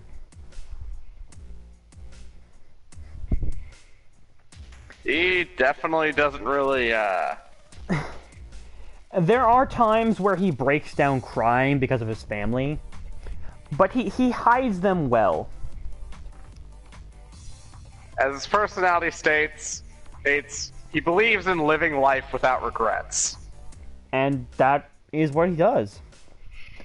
Well, yes, he mourns the loss of his family for obvious reasons. He doesn't let himself drown in it.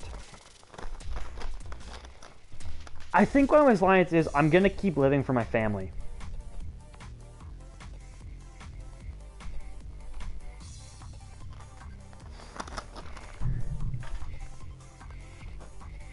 Anyway. Valbar is a knight, and...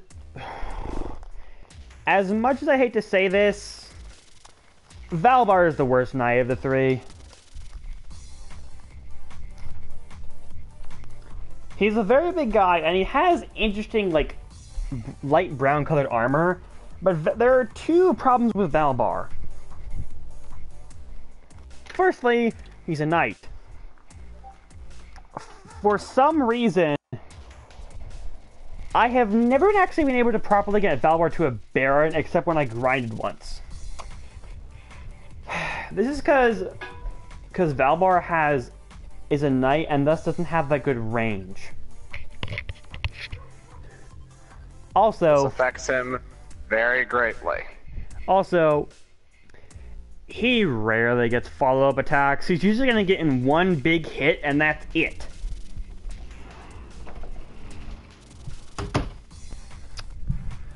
His speed's abysmal. And then we have the worst problem with Valbar. Can you guess what it is? What it is, kiddos? Just guess. Here we go. Just guess, Draven. He can't tank? His resistance is a whopping 0. Guess what his growth rate is?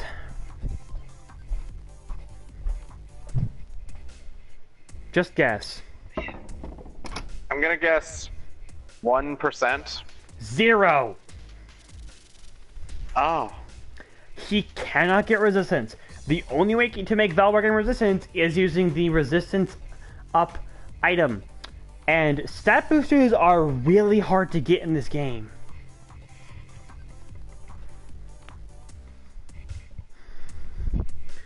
This means that while Valbar is a good tank early on, by the time you get to endgame, your tanks are probably going to be your dread fighters.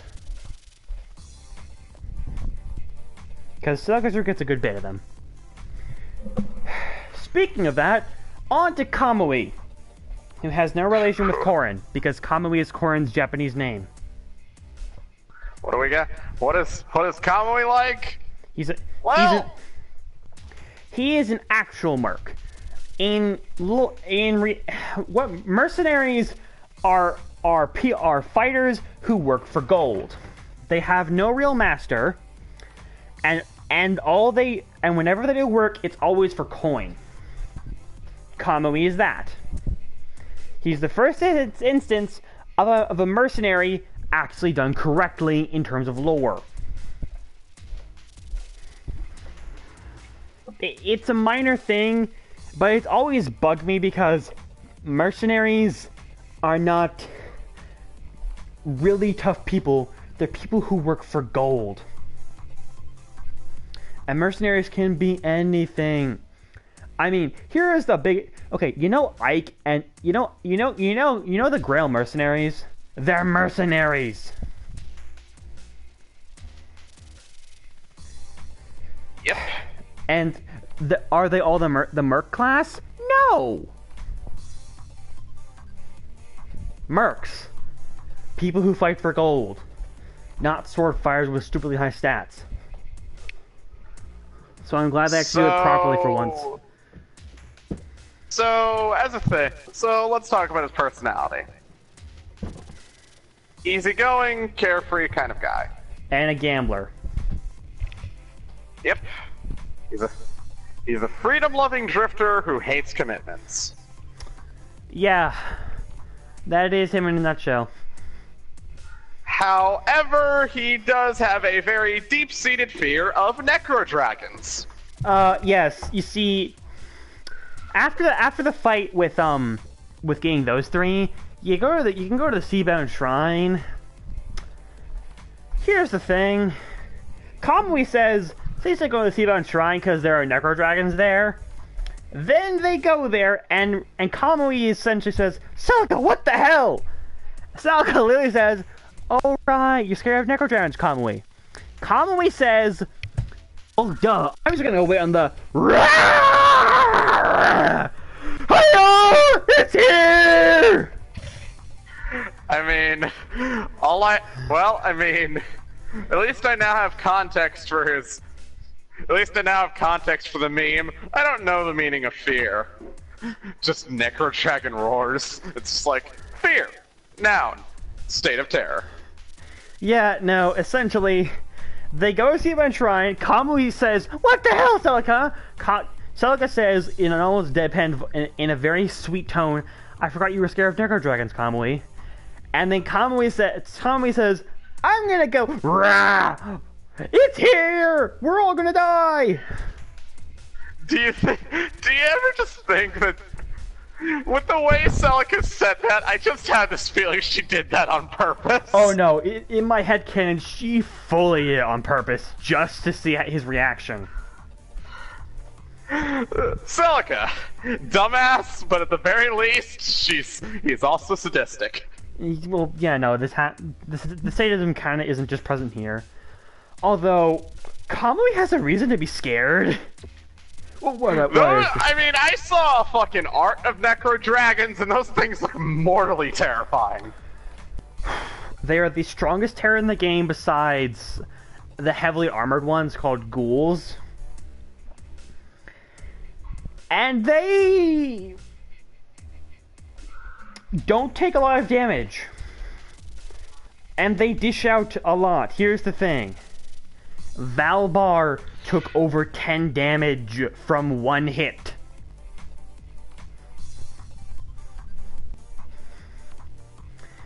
Necro dragons have two weaknesses.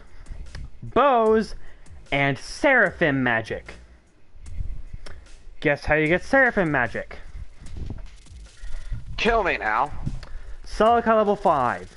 Fortunately, the chapter before you can get the Seabound Shrine, yes, there is essentially a spot that's made for you to grind Celica up to level 5 to get Seraphim, but still, those things hit hard. By the way, I finished the laundry. Lovely. Now, speaking on the archer side of things, I think we can talk about our next character. Leon is an archer, and personally, I think the best archer of the game. Also, he's openly gay. In previous games, okay. In previous games, of people like Niles who are somewhat gay, Leon is gay. He's gay for Valbar. Dude will fucking flirt to hell and back with Valbar. Valbar does not notice this at all, mind you. For good reason, but still. Also, Leon, well, he has purple eyeliner, but that is not all of Leon's character. Leon is also very snarky and kind of callous. And if you let Valbar die, or if you refuse, Leon will say, "I'll join you in Valbar's memory." And if when you go to recruit Leon, you click no, Leon very bluntly says, "Behavior like that will make you a tyrant one day." To Celica. Essentially, oh boy. Leon is good. And one of his quick quotes is, "You're boring me."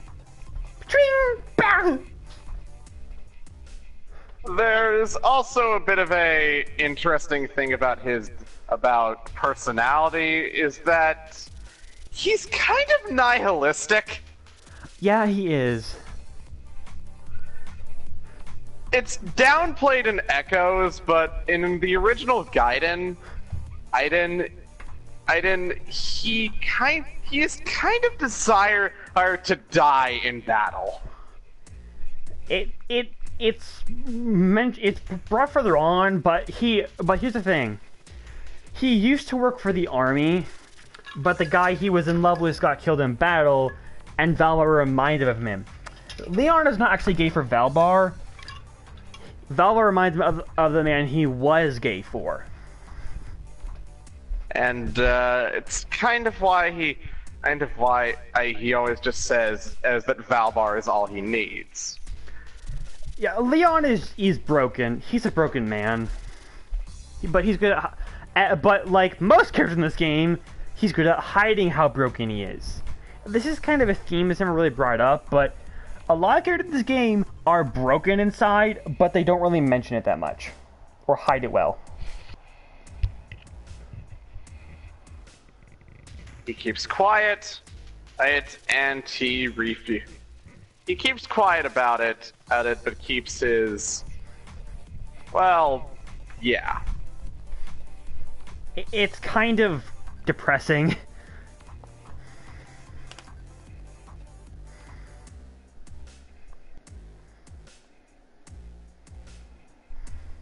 It's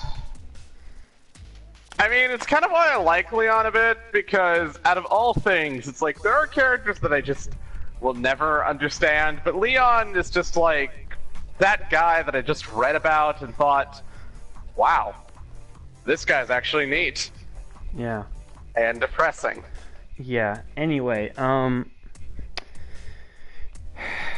after that, the end of Act 2 is interesting. Celica's party gets to Sophia Castle and meets Alm. There's a very nice scene where Mycen tells Celica to go to Alm.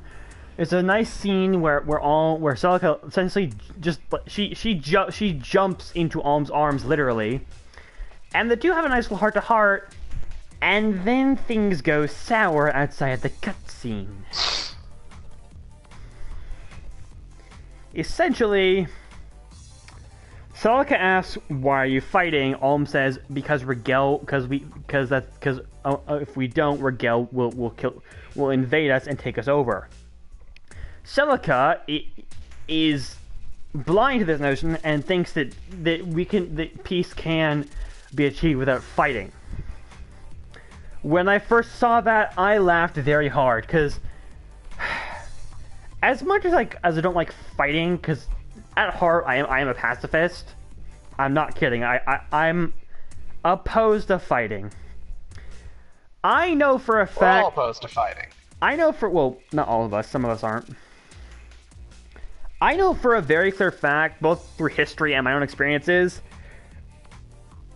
to have peace, you must have war first. You cannot simply end a war with peace. Someone has to win, someone has to lose. The word is, you can't simply end a war with words and platitudes. Oh yeah, no you can't. In my head, it's this. Most people see it as war versus peace. It's Alm's truth, Alm's blunt and somewhat morose truth, versus Celica's hopeful and naive ideals. This is why I don't Okay. like. This isn't the reason why I'm not so fond of Celica. Also, yes, I just said Truth and Ideals. To be fair, the very first video game I ever bought was Pokemon White. So if you think I'm using Pokemon White there and it's cheesy, I'm sorry. It was the very first video game that was ever my own game was Pokemon White. So Truth and Ideals are actually pretty big for me. Let's continue on, because next up is our next chapter. Or Act 3. Okay, now we have a choice here. Actually, you know what? No, we don't have a choice here. Let's start with Alms Route. At this point, the game officially splits in two. You can choose to go with Alm or with Celica.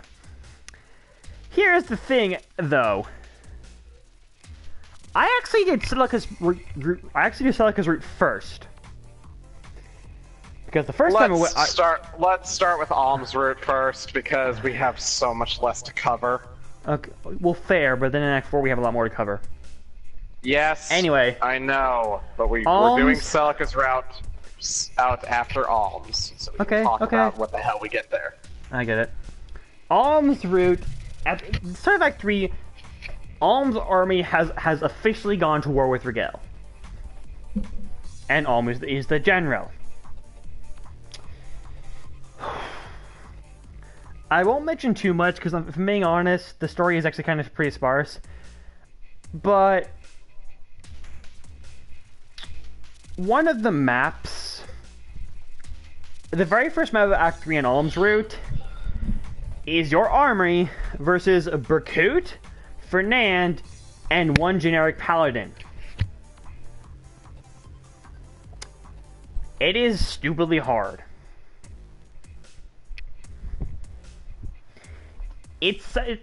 The chapter, yes, it's only 3 enemies, but it's showing you that quality is better than quantity in this case, folks. If you have been using only one class a lot, or you've been focusing on one or two characters, you are going to lose. Because Berkut does not fuck around. He is tough, and very hard to kill. Fernand is almost as bad. And the Paladin? Oh, God, this is embarrassing, but the Paladin actually was able to nearly kill Forsyth. Let's just try to ignore that for now, and let's talk about the first unit you get in Alms Route. Wait, there's one other thing. In Zofia Castle, there's a couple of things you can get. Yes, you can actually get items in Zofia Castle at the end of Act 1. One of them is a Rider's Bane. The second map of the game it's nothing but cavalry. In Act 3. You want to know what my plan was? Okay, it wasn't the second map, but it was one of the maps of Act 3. I literally had Forsyth wade into the entire left side and take out the entire left side by himself with a Rider's Bane. This is showing you how important terrain and bonuses are, because the Rider's Bane turns Forsyth from doing maybe about 7 damage twice to 18 damage twice.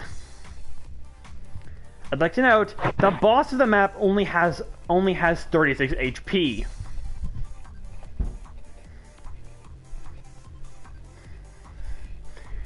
That Rider's Bane is very powerful.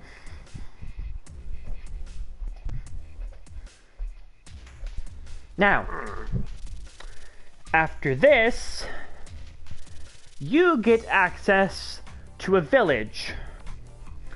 And the village has a very interesting man in orange armor who is a mage with orangey yellow hair. Who is this man, you might ask? Luthier. He is the eccentric mage known as... well, fucking thank you. Ha! Anyway, Luthier... his little sister has been taken by a man called Tatarda, something like that. And he's trying to get her back. I'm trying to read this. Tarka.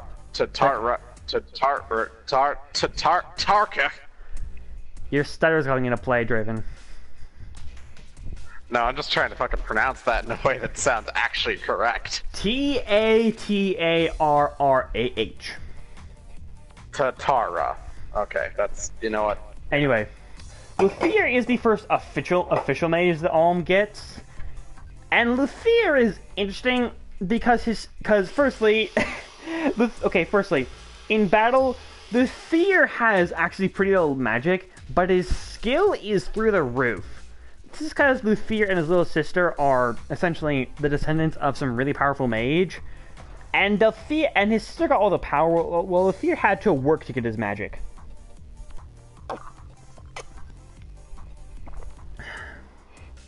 This also made Luthier an outcast.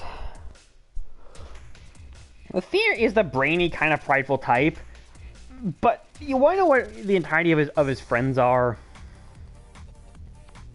Go ahead and hit me. A bunch of cats and Alm. That's it.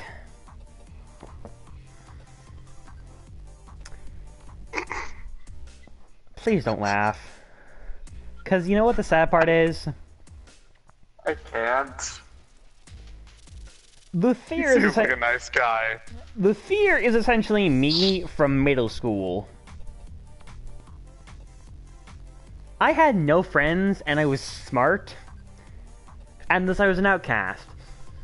So I can feel exactly what Luthier is feeling, and I relate with him on a much more personal level than I like to admit.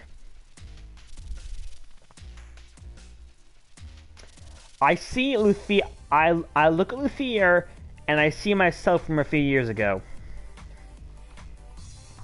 Oh boy.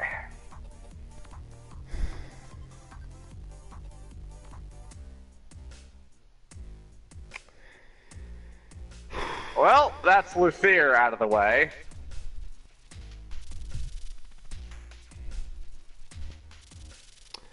The next chapter, next important chapter, because there's a bunch of chapters that have no real importance and just have a bunch of enemies to fight. The next chapter is the fight against Desai, officially, in his fortress. And at the start of the chapter, we see a woman in armor named Matilda, and Ferdinand comes in and talks to her.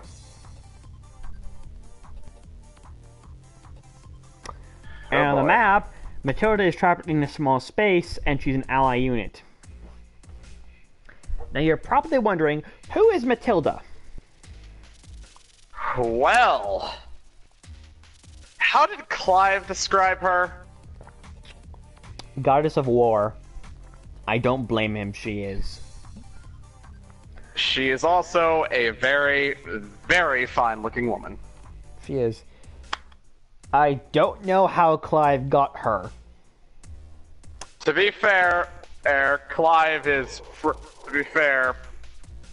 kind of a gentle man. Okay, I will admit, in lore, Clive is actually really strong. The gameplay just kind of puts him in a bad light. Yeah. Matilda at the very least, he's also...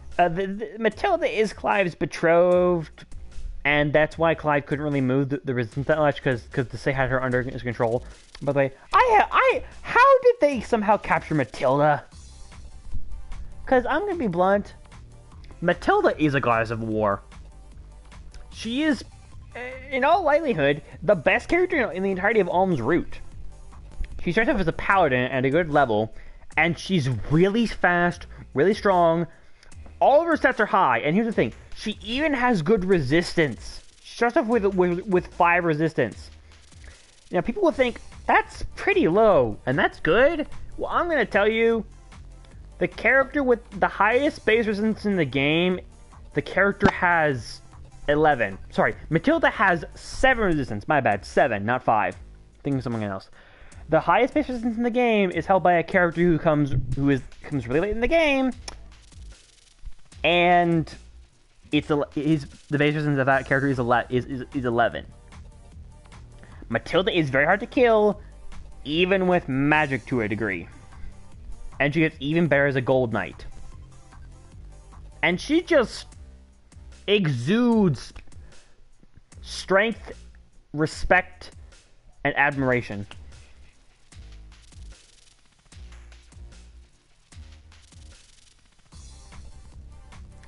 I feel no sexual attraction to her like some people do, because I see her as a very strong, powerful woman who I don't want to piss off.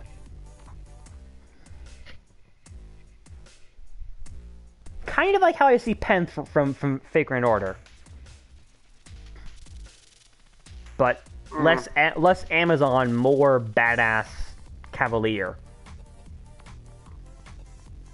Actually, Draven, there is a picture I want to show you later of Penth. It's a little NSFU, but yeah. W. Thank you. I mean, look, to a point, I've seen everything. Nothing will fucking surprise me anymore. Matilda is great. Also, going into Desai's fortress, open a chest, and you get the Royal Sword. Here we go. The Royal Sword can only be wielded by those with noble blood. Only Alm can use it.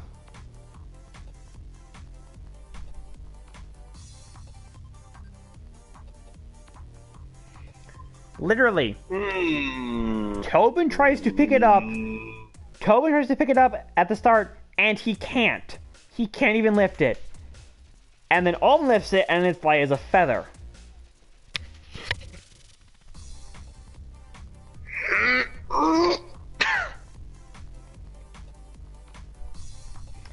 Draven, please pull up the Royal Sword for us. Please. Oh boy, here we go. I'll fucking get it. I should probably mention, in this game, all weapons have a weapon art. Essentially, a special move that is tied to the weapon in question. Alms? Looks a bit, well, cool. What are the weapon arts tied? What are the weapon arts tied to it?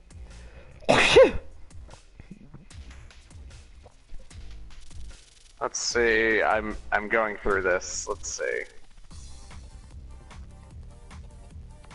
Sword of the Royal Family. Blah blah blah. I'm scrolling here. 20% crit. Restore the wielder's HP. HP by 5 every player turn. No, only. Grants recovery and teaches subdue. And double lion and send scale. Okay, I'll go into this. Firstly, yes, Alm has a sword that restores his HP every turn. Then, subdue is pretty simple. It's false swipe.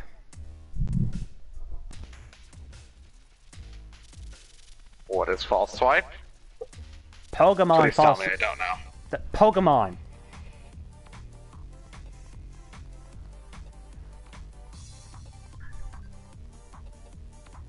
Draven? I'm looking at what the fucking skill is. Okay, you know what? Screw it. False Swipe in Pokemon is a move that can never decrease an enemy's HP to less than 1. That is Subdue. Oh, nice. Then we have Double Lion. I'd like to note, like magic, I'd like to note, like magic, weapon arts cost HP to use. Guess what Double Lion does? It sounds like a move in a fighting game, and it's a 2-hit attack apparently. For 6 HP, Alm can attack twice where he normally only hit once. Essentially, he doesn't get his follow-up attack, but he strikes twice, one after the other. Can these strikes crit? Of course they can. Yes, they are. It's literally just 6 HP for two hits. that have the same accuracy and like they can miss, they can crit, they can do more damage, whatever you want. It's broken. Finally, Send Scale. For I think like 12 HP, Send Scale is Alm's ultimate move. It takes forever to get because you have to use the Royal Sword a lot. But here's what Send Scale does. Firstly, all and the target are transported to what is essentially where Anakos was at the end of the Children DLC. Then, holds the sword in front of him. The mark on his hand glows. His sword becomes a massive sword of light, and then he swings it and smashes it down. This thing has a range of 5. It can hit from 5 squares away. It's Alm's ultimate move. Celica also has one called Ragnarok Q, but I've never seen it because it's tied behind a forged item.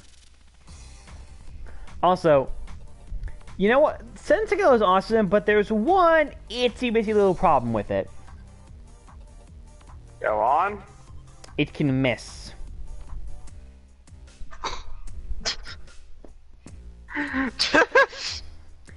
and the attack very clearly connects. But I have had a time where it said miss despite the blade going straight through the enemy. I'm sorry. The animation makes it. The animation makes you think.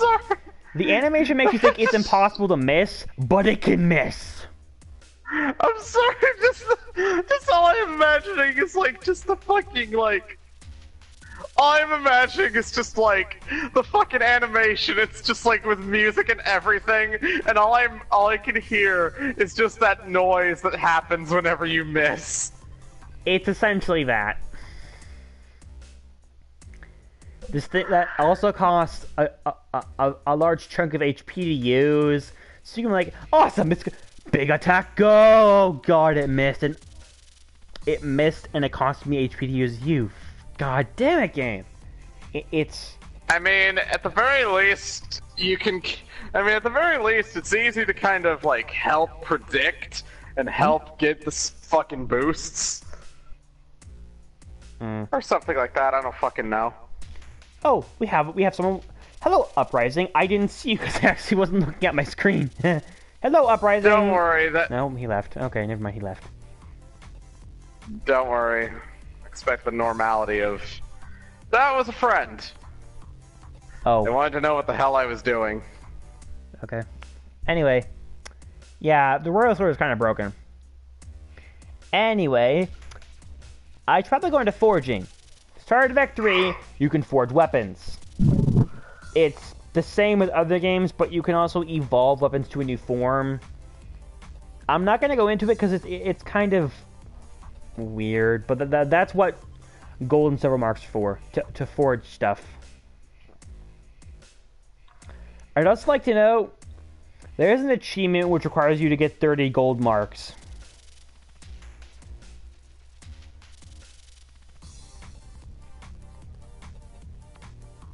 That sounds pain in the ass worthy. I've checked. The max number of gold marks you can get naturally in the game are 21. Oh, Draven, I forgot something really important. What? Mila's turn wheel. What the hell is that? Essentially, it allows you to turn back time on it all to so something that happened didn't happen. It's essentially a way to rewind the battle. It's a Deus Ex Machina. It really is. It's even used at the end. It also at its base, I think it can only be used 3 times before you need to recharge it at a shrine, which is, by the way, what the alcohol is for recharging that damn turn wheel.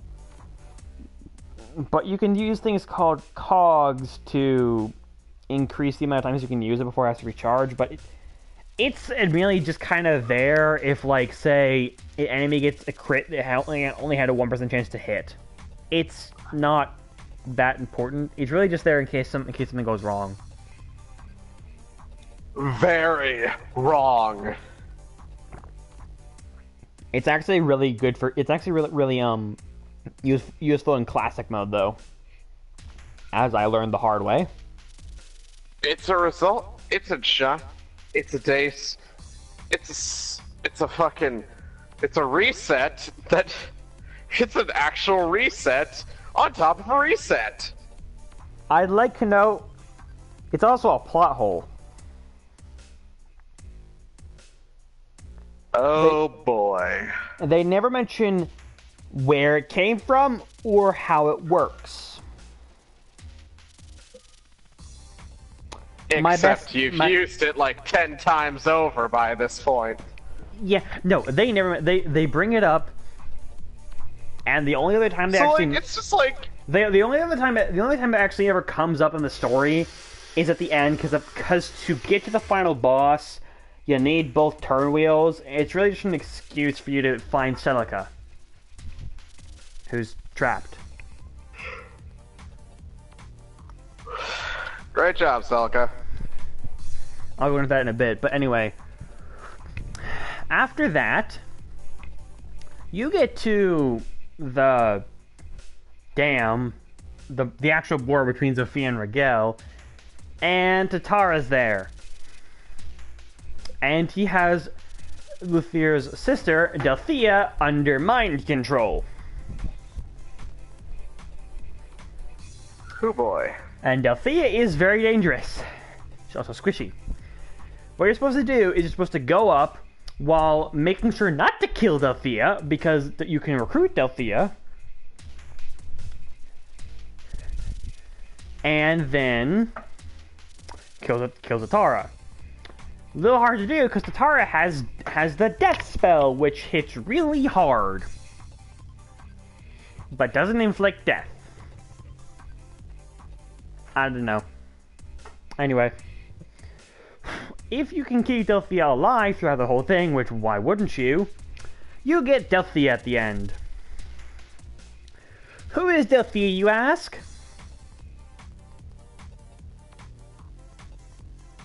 Well, firstly, she's the S archetype. She's the S archetype of the game, and secondly, the most bubbly, sprouty, fun-loving little mage ever. She is the strongest mage in the game, bar none. Her magic is already sky high, and its growth is stupid high.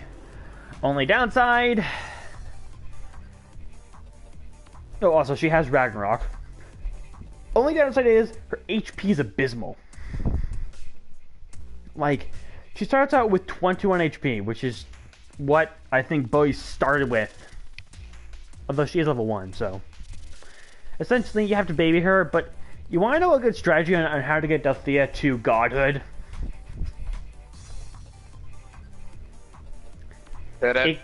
Equip the Draco Shield on her, and then grind her until she's about level 10, until level 7, 8, or 9, and then watch the sparks fly. She can learn Fire, Ragnarok, and Thunder, and a healing spell. I don't know if she can learn Excalibur or not. She's very good. Really, really good. I like the character too. Anyway, Draven, that's Act 3 of Olm done!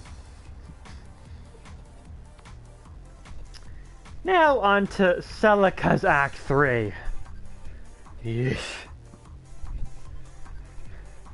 Okay, there's a lot. To start, at the very start, there's a rock slide, and Masked Knight, I kid you not, the guy's name is labeled as Masked Knight, protects Celica. I'd like to know at the end of Act 2, he also showed up and protected Celica before. The guy has very rare armor. He's a paladin. He has orangey hair and has a weird mask thing over his face. It's more like a visor that covers his eyes. Yeah. He'll come up again later. For now, though, after that, and Mass Knight questioning what the hell you're doing, Celica, then we have the very first fight, and guess who shows up? Hit it. Paula and Katria, two of the White Wings from Marth series games. How interesting. If you keep them alive in that fight and you go back to the port, you'll find them, and they tell you, we're looking for our sister who's been taken by the Bandit King Grief. Can we join you?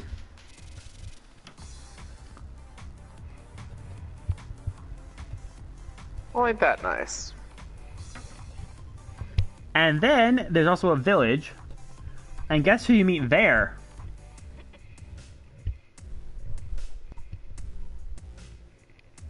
Well, Draven, gonna ask? Hit me with it. Atlas! This. Atlas is a lumberjack. Atlas is a villager. Atlas also has the best strength growth in the entire game. The man has strength out the wazoo. The man knows exactly what he's doing. He needs strength and doesn't get anything else. Except HP. Kind of fitting that he's kind of fitting his name is Atlas. I'd just like to note, he's the only villager you can get naturally. You can get Cliff and Faye in your party if you don't recruit them in Alms Act 1 and go all the way there in Act 3. But why would... Act 2, but why would you do that?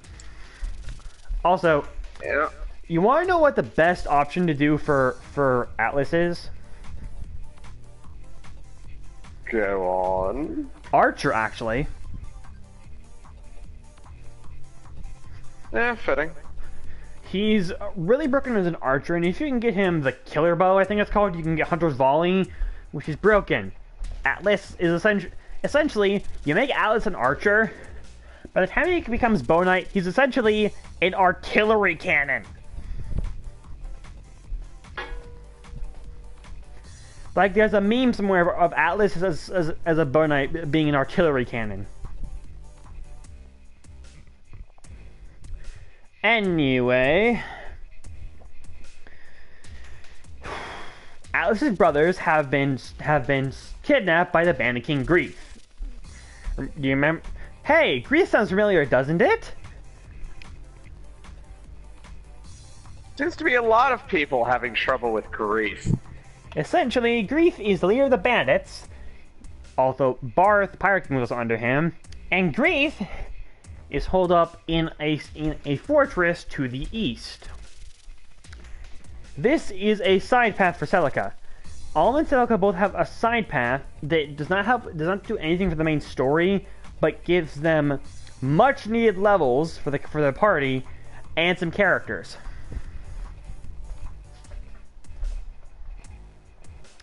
Guess what the very first map is on the way to Grief? Go on.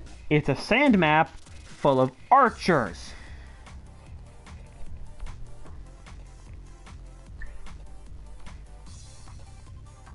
I'll just start playing the Mozart music. Essentially, Valbar can't move, and Paula and Katria are less than useless. Because bows still hurt Pegasus Knights. So, yeah.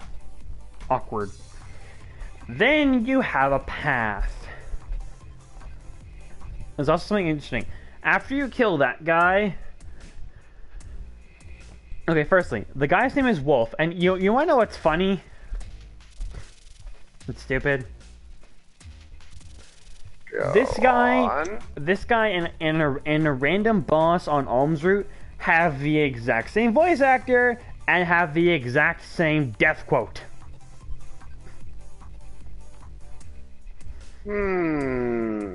It's, "I'll not surrender." They even look vaguely the same. The only difference is Wolf is an archer and the other guy is a baron.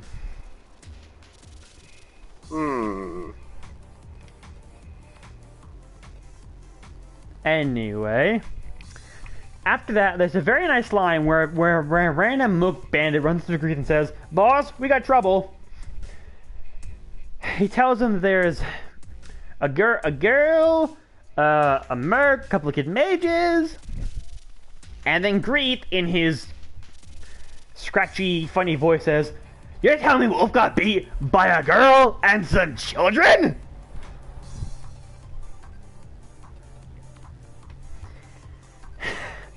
And then, yeah, stuff happens. Greeth calls out his two generals, Dean and Sonya. Now, there are two battles you can take in this route. You can either fight Dean with his brave sword and a bunch of myrmidons, or you can fight Sonya and a bunch of witches.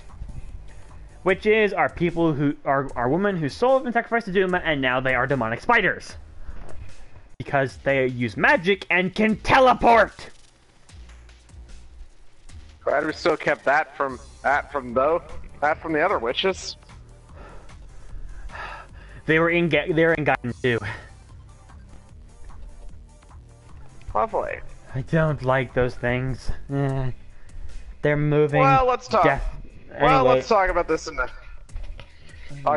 a context. Particularly, your choice does matter for one particular reason. You have a choice of who to recruit, either Sonya or Dean. Whoever you don't fight, you recruit later on. Yep. Also, I'd like to know that you can go into the fortress Wolf was guarding and get a guy called Jesse, who is a womanizer and the third merc, and is actually better and is actually better than Kamui.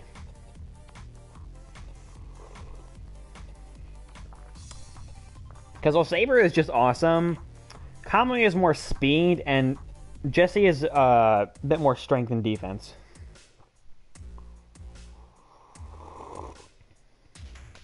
Anyway. Now, here's the thing. You have two options.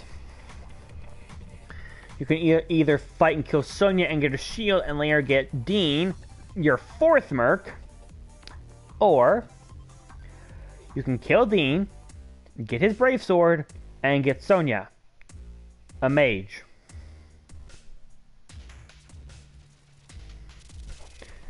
What do you think is the smart option to pick? Well, I mean, the depressing part is that going for him means you need to get that brave.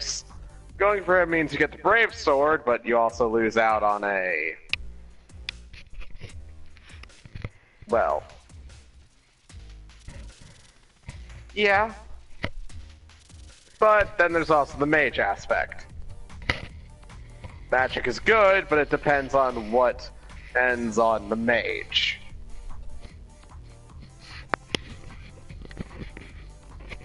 And looking at his growth rates, he's not both rates. It's Dean ain't too bad. Yeah, but here's the thing. Dean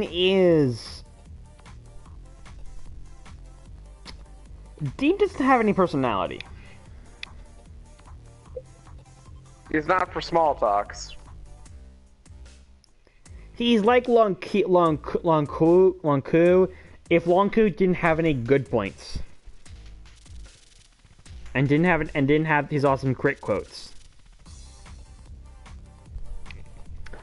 Meanwhile, Sonya is sexy without being fan service, and she's smart. She acts kind of like a big sister to Guinea, and she's also tied to Jeddah. Jeddah is the head of the cult of Duma, and he's essentially the villain of Celica's route. Lovely. Jeddah is insane. He's gone blue. He sacrifices daughters to Duma to become witches, and he wants to get the two chosen ones' souls to revive Duma. Can you guess who the chosen ones are? I'm gonna throw out a guess. Guess that it's Alm and Celica. Bearers of the brand. Yep. It's those two. Yeah, those marks mean they're the children of destiny and all that crap. Anyway, after you kill one of the two, then you have to fight Grief. Grief is hard. Would you like to know why? Go on. Well, firstly, you have to go through some sand, and then try and not get killed by a bunch of archers and a guy and a summoner who's summoning a bunch of bone walkers, which are actually kind of hard. And Grief is a dread fighter.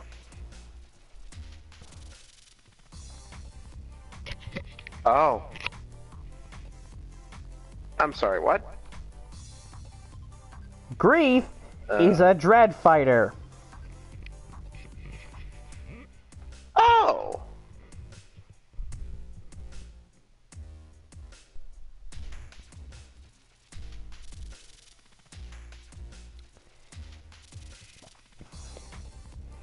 Your best bet is to fight him with your own dread fighters.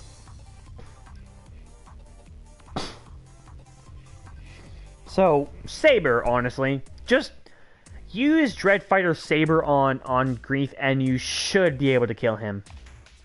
It's just really hard. A Dread Fighter versus a Dread Fighter. Who will win? The guy who is actually important.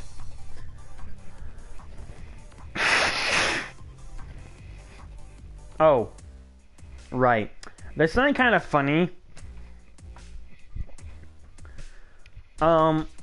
After you defeat Barth, you can go up to a bunch of gold, and guess what Celica's line is? Hit me. She essentially says, pirates are evil, this gold isn't ours, we shouldn't take all this booty. Heh. She laughs at the last word. Booty. Which can mean treasure, and also, well, I won't bring it up because yeah. I'm sorry. That just makes me laugh because she's. This is not kid friendly because I swear all the time, but I'm not going to make this channel lewd. I swear that just makes me feel like Celica is such a dork. I don't know. Anyway, after killing that guy, it's time to go to the Temple of Mila! The original purpose of Celica's journey. Okay, there's some... Have you looked in the fucking GNA Reviews FGO art section today? No, I'll check right now. There's an art of Yaku and Bibi. Oh, fuck me. That's not good! It's amazing. Just give me a... Okay, guys, quick break because Draven's going to hound me until I look at this. Oh no, you can take your time as much as you need. I just thought I'd tell you about it because it's fucking amazing. Oh boy.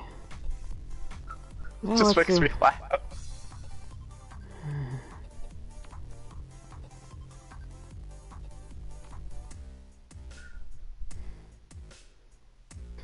Oh, by the way, Draven, I have a bunch of you art for you later. Oh, great. Wonderful. You'll like them. They're good. Oh, hey, an Earth pick. Screw it, and... You'll know. You'll know when you find it because it's under a picture of because it's past a picture of Medea. By the way, guys, Older Medea. you are not allowed to insult me for my waifu. Erish is a waifu. Shut the fuck up. Mine. I mean, nothing wrong with that.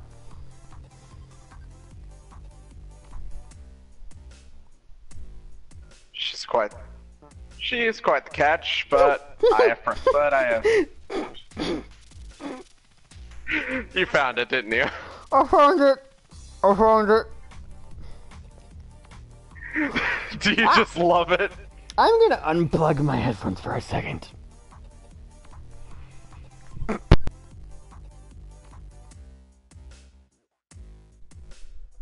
So while my ever intrepid host tries to deal with the hilarity of what he just saw, allow me to give you a quick informational infomercial. I have no idea how to play. I have no idea what's going on in Echoes, and at best, all I can give you is slight amounts of things going on, I guess. I'm here and there.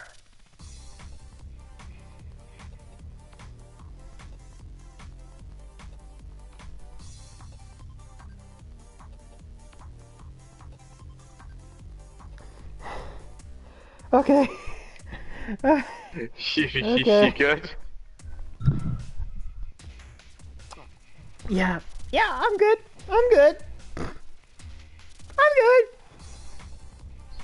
You sure? No. We might have to end it off here. Because you're losing your shit. And because we've been going for 2.5 hours already.